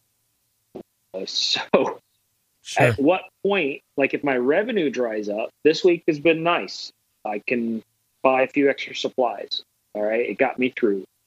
What happens when they really shut it down? And now you don't have the working capital to buy your brewing ingredients that you need to be able to brew, to store up for when you open again.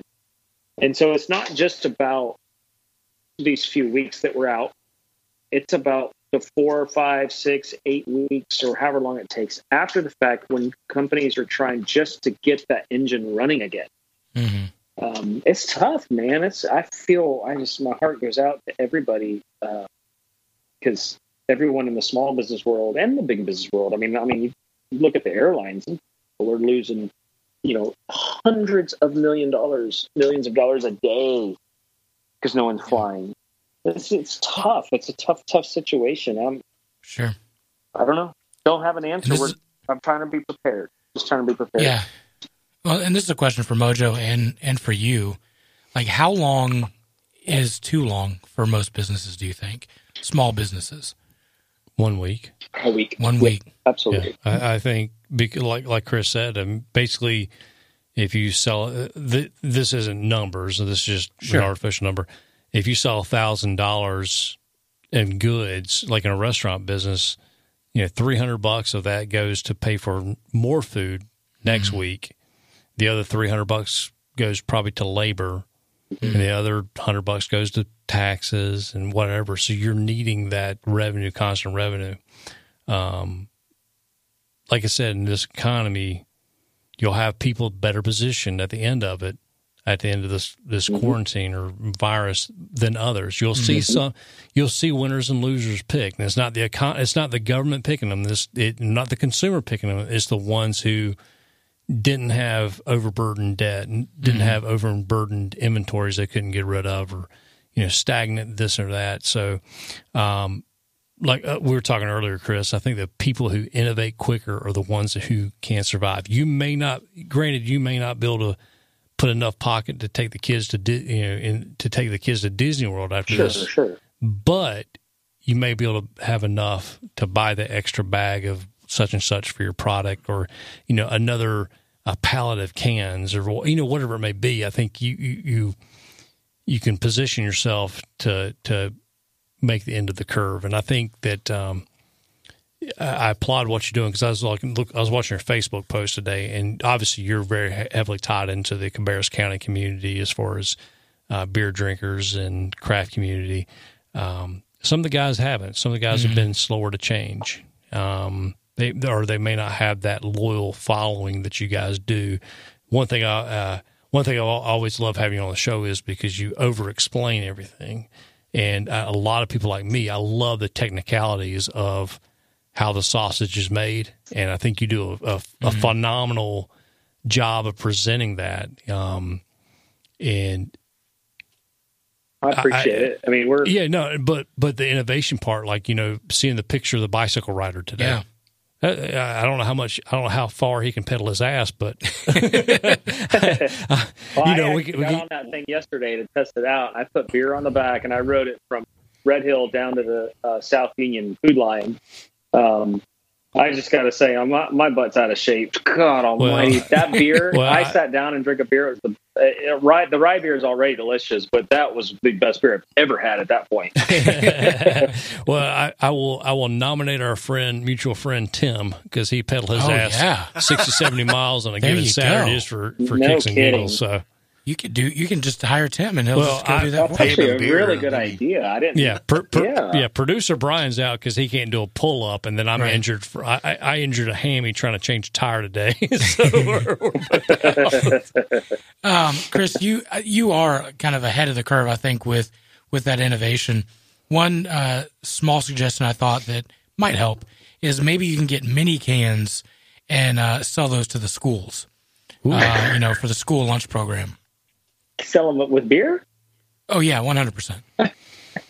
Well, hold on. I'm gonna throw one word out to you that worked in the 20s for 9 years or 8 years. Speakeasy. Oh yeah. Like the hidden, like secret you're not supposed to. Secret knock. Mm-hmm. Now listen, here it is. We've got 11 people in here. You want to get right? Look, I'm telling you right now, the first bar that does that in the local community will probably be. They'll probably in thrive. Jail. No, look. Hey, I got a lady who sells crack near my corner on my business. I think, and she's there every day selling crack. So I mean, hey, life is short. It's not fun, man. That's right. So, thanks for bringing that hashtag back, Chris. Is like this delivery thing. Like, is this something that you think will end after everything gets back to normal, or is it something that you could keep going and keep doing? Well, first, before I answer it, I'll say I appreciate the words. It's not innovative. Everyone's doing it. Everyone's doing the same thing, and everyone's adjusting. But you were ahead of it, though. You were ahead of it. I mean, yeah, maybe. Sure. A lot of other breweries were. Everyone I've seen is trying to figure out how to survive. That's what you have to do. And, my buddy Joey likes to say that you can't grow unless you're uncomfortable. It's not possible. And this is a gut check time for not just breweries. It's all business, all individuals everywhere. This is you're going to find out what you're made of. And, we have multiple generations of people that never gone through anything of significance or trauma to help them grow. And now we've got it. There's a silver lining there because I believe, and America always proves its resiliency. I believe that we'll come out on the other side better. And you have to believe that because if you don't, you're just going to go into a state of depression anyways. So we're going to fake that till we make it, right? And we're going to figure out ways. I'm not going to sit on my butt. And I know all my peers in the industry are not either. We're going to figure out what we can do to survive. And it sounds selfish, and that's something I've wrestled with the last few nights is I don't want to come across as like I'm begging people to give me money because the people who have bought our beer this week are also in dire straits. They're also looking at weeks without paychecks. And, how do I ask them to come help my business survive? Why am I more important than them? I'm not. So you got to be very careful how you do that. Let me stop you there. I think let me stop you there, Chris. I think for you, you're a unique position because a lot of people look at you as a community center as a source of therapy. You know what I'm saying? It's not like you're the just general spot that they may frequent every 2 weeks. You're something that they look forward to.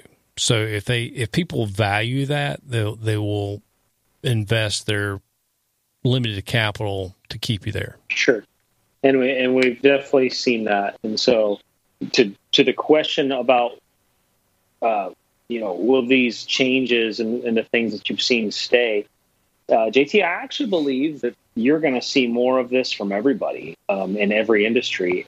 I felt like our society was already kind of going to this. And I don't know the technical word. I got a buddy who would know exactly what this is, but this society where we're really inside more than we're outside. Everything that we want is at our fingertips, whether it's through the PlayStation, a handheld device like our phone, through sourcing, entertainment through Netflix and, Disney Plus, where we have progressively stopped being outside. Amazon has totally brought that to the forefront with its ability to give you everything you need. You never have to go shopping. Sure. This already existed, and kind of the last piece of that puzzle is your entertainment side. We still go to concerts, we go to restaurants, we go to bars, and we look for these social gatherings, to get away from the home. And what I see about to happen, and I honestly believe I told Austin, this is a moment in time. This is like BC 80 stuff. This is 9/11. Yeah. This is Cold War. This is World War II. This is everything. This is a moment in time where life before does not look like life after. Okay? So what do? Be prepared, see it, come up with a plan. I think you're going to see a lot more of this curbside delivery, people not wanting to be out so much. Like, I'm so proud of the girl, Kat, who does our yoga stuff all during the week. And, man, all week she's been just Skyping in people to do her yoga classes. She came up to our place on Tuesday by herself, and recorded her doing the dance class. And she had multiple people signing in. They want to do the dance class. Now they can't touch each other, but they're still seeing each other to get that social experience, but they're doing it from home. And I think that's just going to continue, and we're going to be in that kind of like WALL-E world, if you will. If you guys seen WALL-E, that's coming. I believe it. I wonder if local breweries who have, for example, you have the yoga night where you buy your 4-pack of beer, you get to join this private Facebook live group to enjoy the yoga, or if you buy a 4-pack of beer or whatever, nominal amount that you want to do to contribute to that. Plus, you get to enjoy the local artist, and you get to a private invite to this group that you can see live cast. See, I wonder if it's going to be the exact opposite, because we're going to be so isolated that when it's over, we're going to crave that personal connection with somebody outside of our little group. So we're going to want to go hang out with those people. I think there's a lot of people who will be like that. I'm not saying the bars go away. Not at all. But if you watch I don't mind saying the word hysteria, because that's what I see this is. Now, maybe the hysteria is warranted. And again, I'm not trying to get into that argument. I don't want to be in that argument. At this point, I don't even care anymore.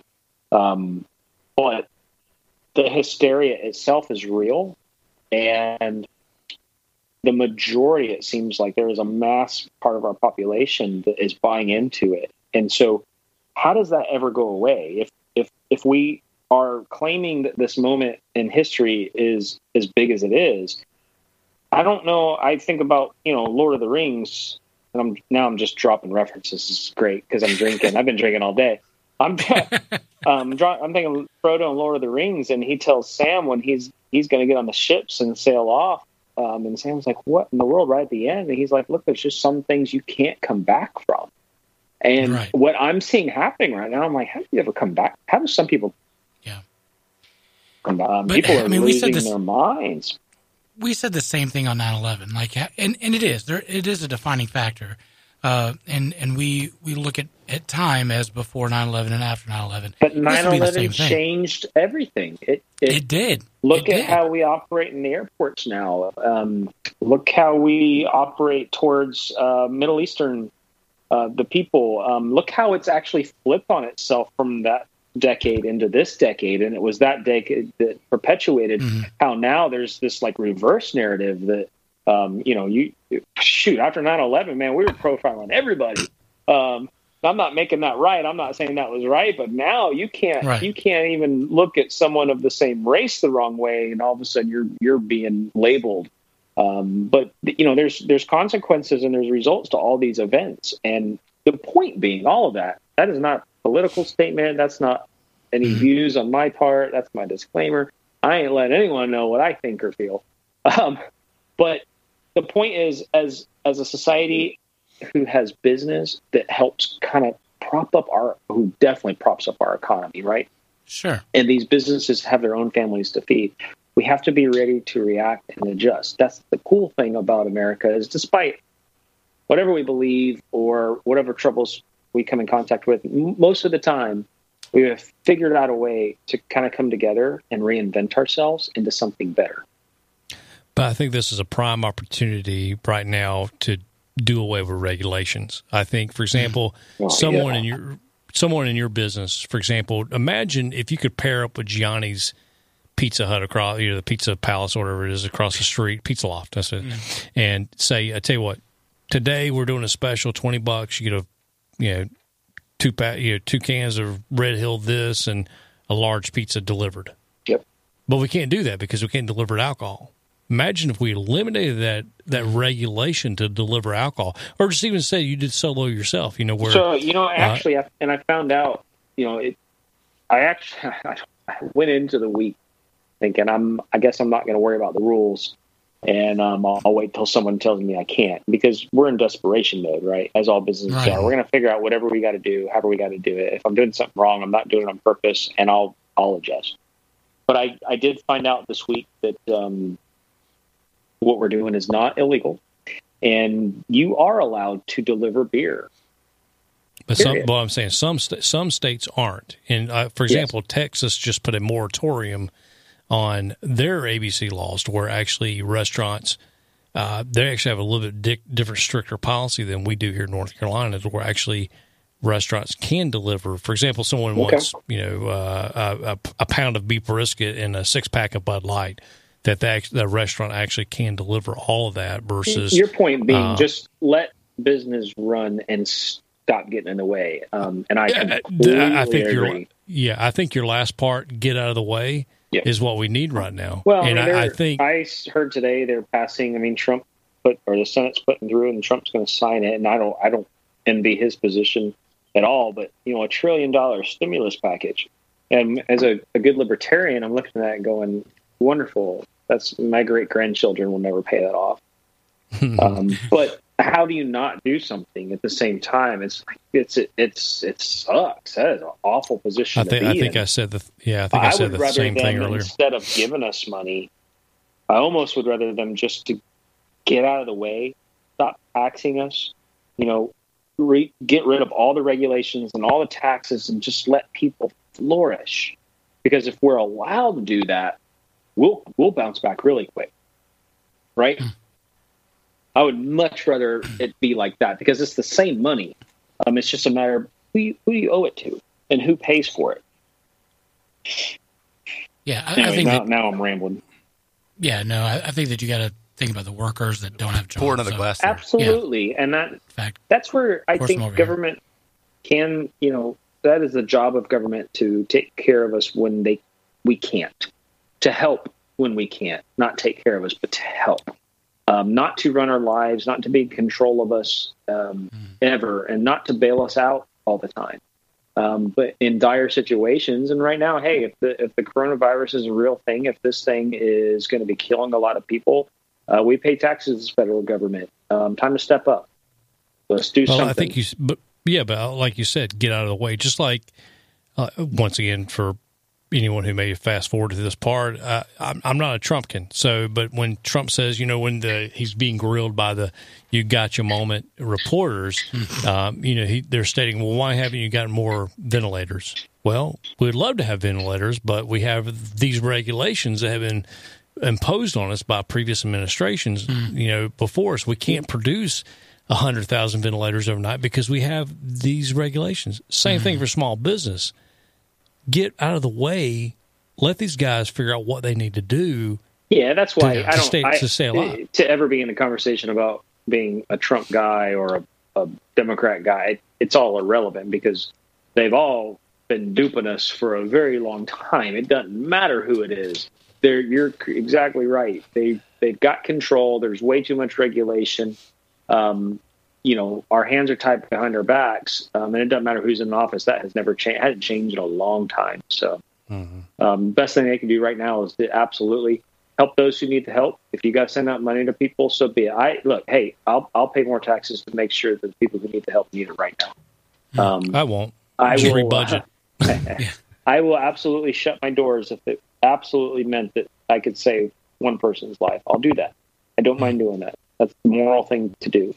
But once, when this event, whatever it is, when the event, another movie reference I'm thinking of is The Happening, M. Night Shyamalan. I don't know if you ever saw that. I love his movies, but the event that's happening that is happening. I didn't see that now, one. I was scared watching the lawnmower. It's a little freaky. It didn't get good reviews or anything, but I like it. I like those stupid, corny, but kind of sci-fi weird movies. But that's what's happening right now. We got this event happening. Whenever it is over, I want them to take a step back. I want them to shrink. What a great time to abolish. I won't say their name because they're probably listening in, but get rid of that organization that comes around and makes our lives miserable every year. This would be the time, man. You want to stimulate the economy? Get out of the way. I think it was our great leader, DMX, that says, move, get out the way. I think that was it. Dolomite. Dolomite's my name, and Messers is my game. So I'll encourage all of our listeners, do not go if you like it, go ahead. But don't go buy the Budweiser. Go check out our friends at Red Hill. Listen, if you like Budweiser, I got you a beer. It's called Crafty Light. There you go. Just Crafty go Lights. get it from them. Support your local small business owners. The other ones can get bailouts, easy peasy, no problem. And support them all, man. Like in this week, the guys and gals I've had with me up at Red Hill doing the canning and preparing for this week, we've eaten out every single day. We've spent all the money that's coming in. That's what I say. This isn't a profit thing. We want to stay relevant. We want to stay in front of people. We want to make sure we can continue brewing. I want to make sure I can pay my employees next week, and so they have a little bit of money going into whatever we're about to face. But we also want to have the cash to be able to support other folks. So all the money that we got this week, we were buying pizza. We were going all the downtown joints. I bought the bike locally, so to be able to do those runs. I could have given you a bike, I have buddy. definitely supported the North Carolina ABC Commission this week. So. Well, and that's what I'm saying, though. Like, Chris, listen, I'm trying to get people to come to your store. No, I know you are, Bubba. I know you are, but I want them to go everywhere. The folks need to go to Commoners. They need to get their crowlers in Southern Strain, and I get that. In Cabarrus and High Branch. They got to go there. Go to your small craft brewers. Do not go to Budweiser and Anheuser-Busch. Like they've got their money. They're fine. Correct. Go to Commoners. Go to Red Hill. Go to 26 Acres, High Branch. I got beer. I got a lot of beer. Yeah. We're don't go to Anheuser-Busch. Putting in cans. It's all yours. You can be at home. You don't have to touch anybody. You can stay 6 feet from your wife or your husband and drink a beer. Can I pay you to touch me? That's the problem. Can I do that? And tough times call for tough measures, JP. By the way, your next beer should be called Happy Ending. There you go. That would be how many knocks 20% for the bourbon barrel aged out. How many knocks for the private entrance to the speakeasy? That's my game plan. I think it should change on a daily basis. Actually, you got to be able to know where to get the rules. Yeah. Yeah, just put it on Twitter, and we can all see what it is. Just let me know, because if you decide to do a speakeasy, you have the perfect facility for that. It'd be like one if by air, two if by sea, or one if by land, or whatever. Paul Revere or something. Yeah, Patrick Henry. I know I'm butchering that. Patrick Henry. Yeah. But yeah, that's what we'll do. We'll have lanterns up in the window. It was Paul Revere, wasn't We'll it? we'll fact check that next week. That's no better than what the media is doing. Sure. Chris, thank you so much again for coming on and by the way, letting us know about Mark cast strength. By the way. Wow. It's good? Yeah, it's good. 110 proof, man. This is great stuff. Also duels as a hand sanitizer. That's true. Well, it's 54.8% alcohol, so I don't know if it kills Corona. You gotta be at 60. We'll fact check that. Yeah. No, I appreciate you guys having 120, would be it. Okay. Right. So you want that. This seriously from Red Hill and from Chris. I've said multiple times, it doesn't matter to me anymore. I'm not into the hysteria or the conspiracy theory. If I can talk on that, on the side. I have my theories. But none of it matters because two things are happening right now. If the virus is real and people are dying, I have a problem. And I think we have a moral responsibility to prevent that. Okay. And if it's one person, then they're worth it because I think life is valuable. Life is precious, right? If it's not real, if this was all a hoax, right? If it's all a control game, I don't like that either, but it's because now we're killing business and we're killing our economy. We're destroying lives for this hoax. But I can't do anything about it. I'm not in a position of power to do something like that, except for as it pertains to my community. And so doing what we can to get through it and protect folks by supplying them something, by spending money where we need to spend it. That's our goal. That's what we're trying to do. So we're just trying to mitigate whatever the negatives are on either side of that aisle. Because, again, it just doesn't matter. We've been forced into a situation that we have to deal with right now. I feel blessed that I have a place that I can actually make alcohol because we need it in both 100%. Cases. We need it. So, yeah. Also, for the record, I think that Dolomite is a little bit more than 11. I'm just saying. I believe you. I think that needs to go be tested. 11.253. That's what it is. The .253 has got me. Hey, buddy. Woo! All right. Well, Chris, again, thank you so much for coming on. I appreciate it. Well, I'll be swinging over shortly to try that Makers. All right, brother. Anytime. All right. I mean, bye. Thanks, buddy.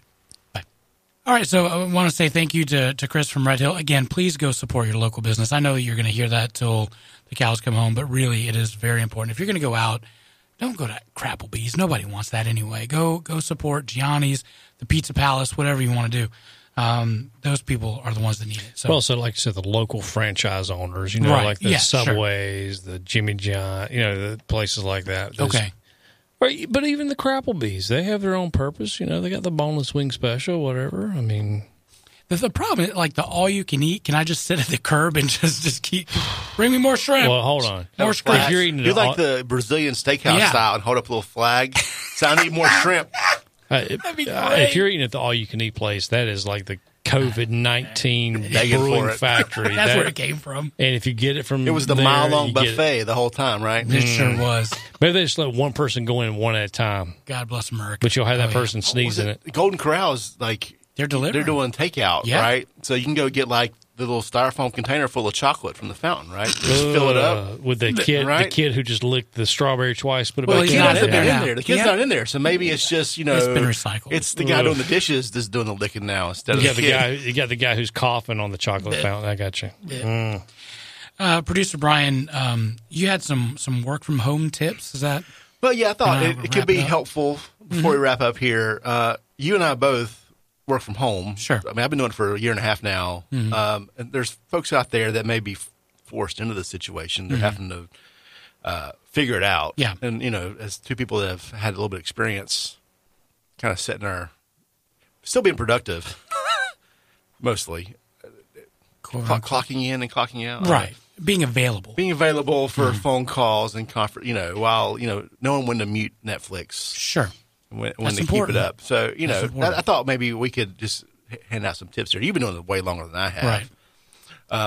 But, I think it's important. People, you think, when I tell people I work from home, they just assume I'm cleaning the house. Right. And mowing the yard. Right. And just hanging out. Yeah. Doing nothing. Yeah. Taking naps. And I've taken a 2-hour lunch. Okay. Yes, I'm self-employed. I can do that. Right. If there's something I'm watching, I really want to watch another. And, there's not a lot going on. But typically, I try to be in a chair at a certain time, and I take a certain time for lunch. Right. I make a pot of coffee at a certain time. I try to keep that schedule going. I'm done at the same time every day as much as possible. Right. That still overflows a little bit, but I think the schedule consistency right is very important. Yeah, you have to keep going in because I log in 8:30, try to leave at 5 if at all possible. Today was like 6, but keeping that schedule is important. One thing that I found important as well is to make sure sweats on the bottom, a real shirt on top. Sure, it's like a mullet for business wear. Mm-hmm. Yeah, parties under the desk. Well, right? Hey, buddy, business up top, party under the desk. Right? Smarter words have never been spoken before. Party under the desk. Life is short. Let's have fun. Other browser tab, right? Right. Sure. So yeah, no, that's kind of key.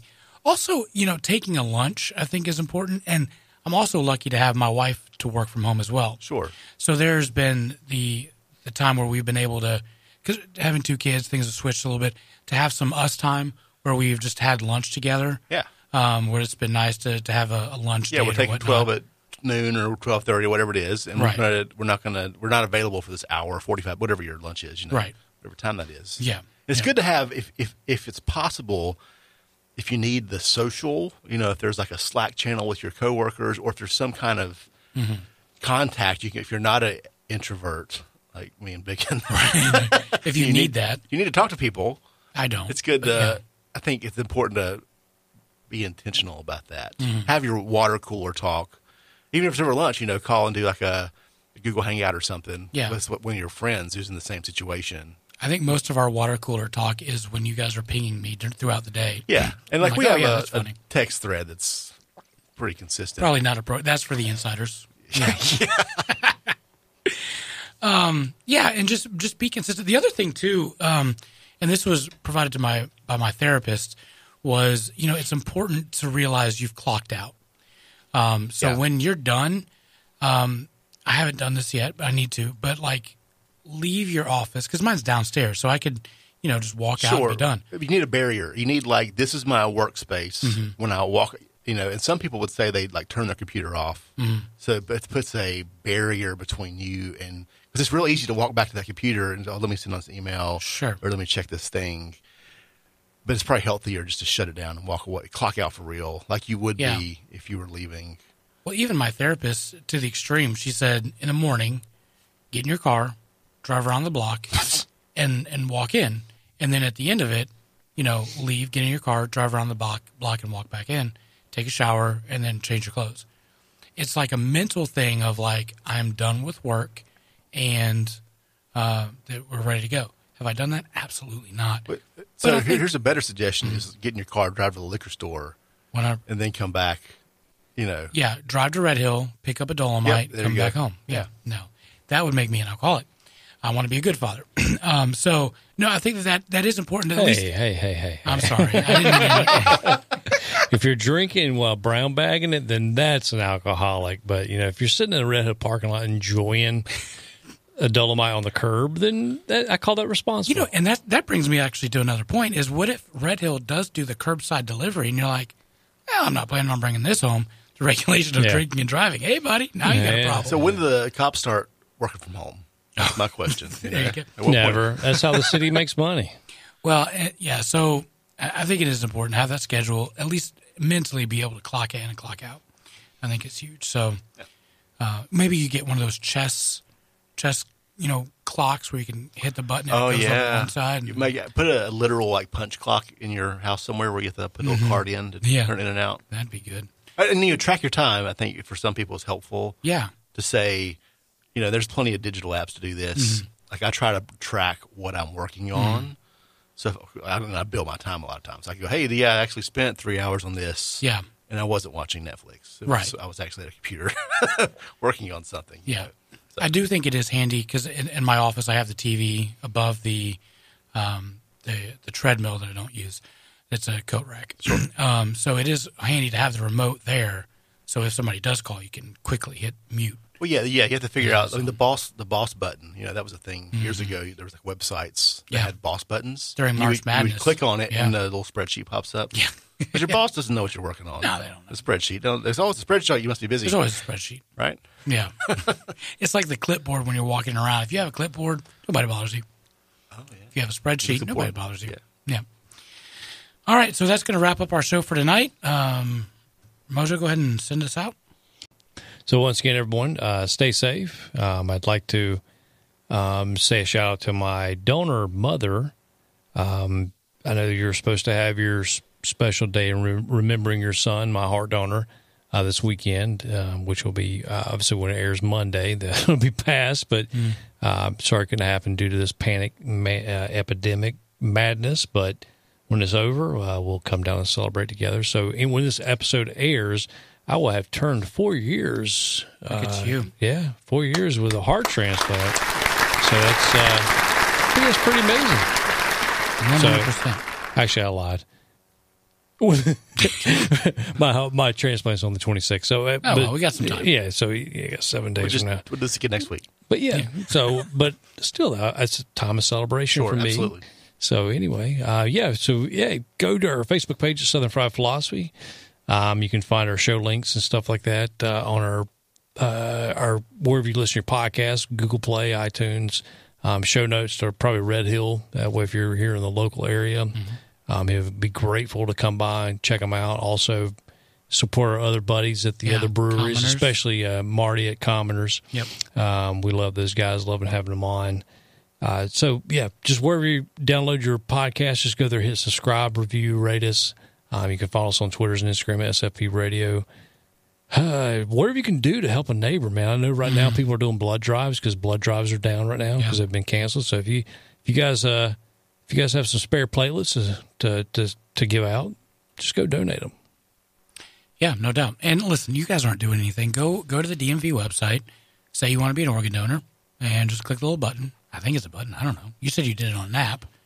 Well, you said you can do it on an app. Okay. I may or may not have. Okay, so you could do it on an app. We'll just say that. Yeah, but also when you got to just take an extra second. I mean, we got an important election coming up, maybe in November, unless we get martial law, and then we have an emperor. But just go sign up for voter registration, RD, whatever you want, or independent like me, and then just make sure you sign up as an organ donor. Yeah, we'd appreciate that. And as always, go wash your hands.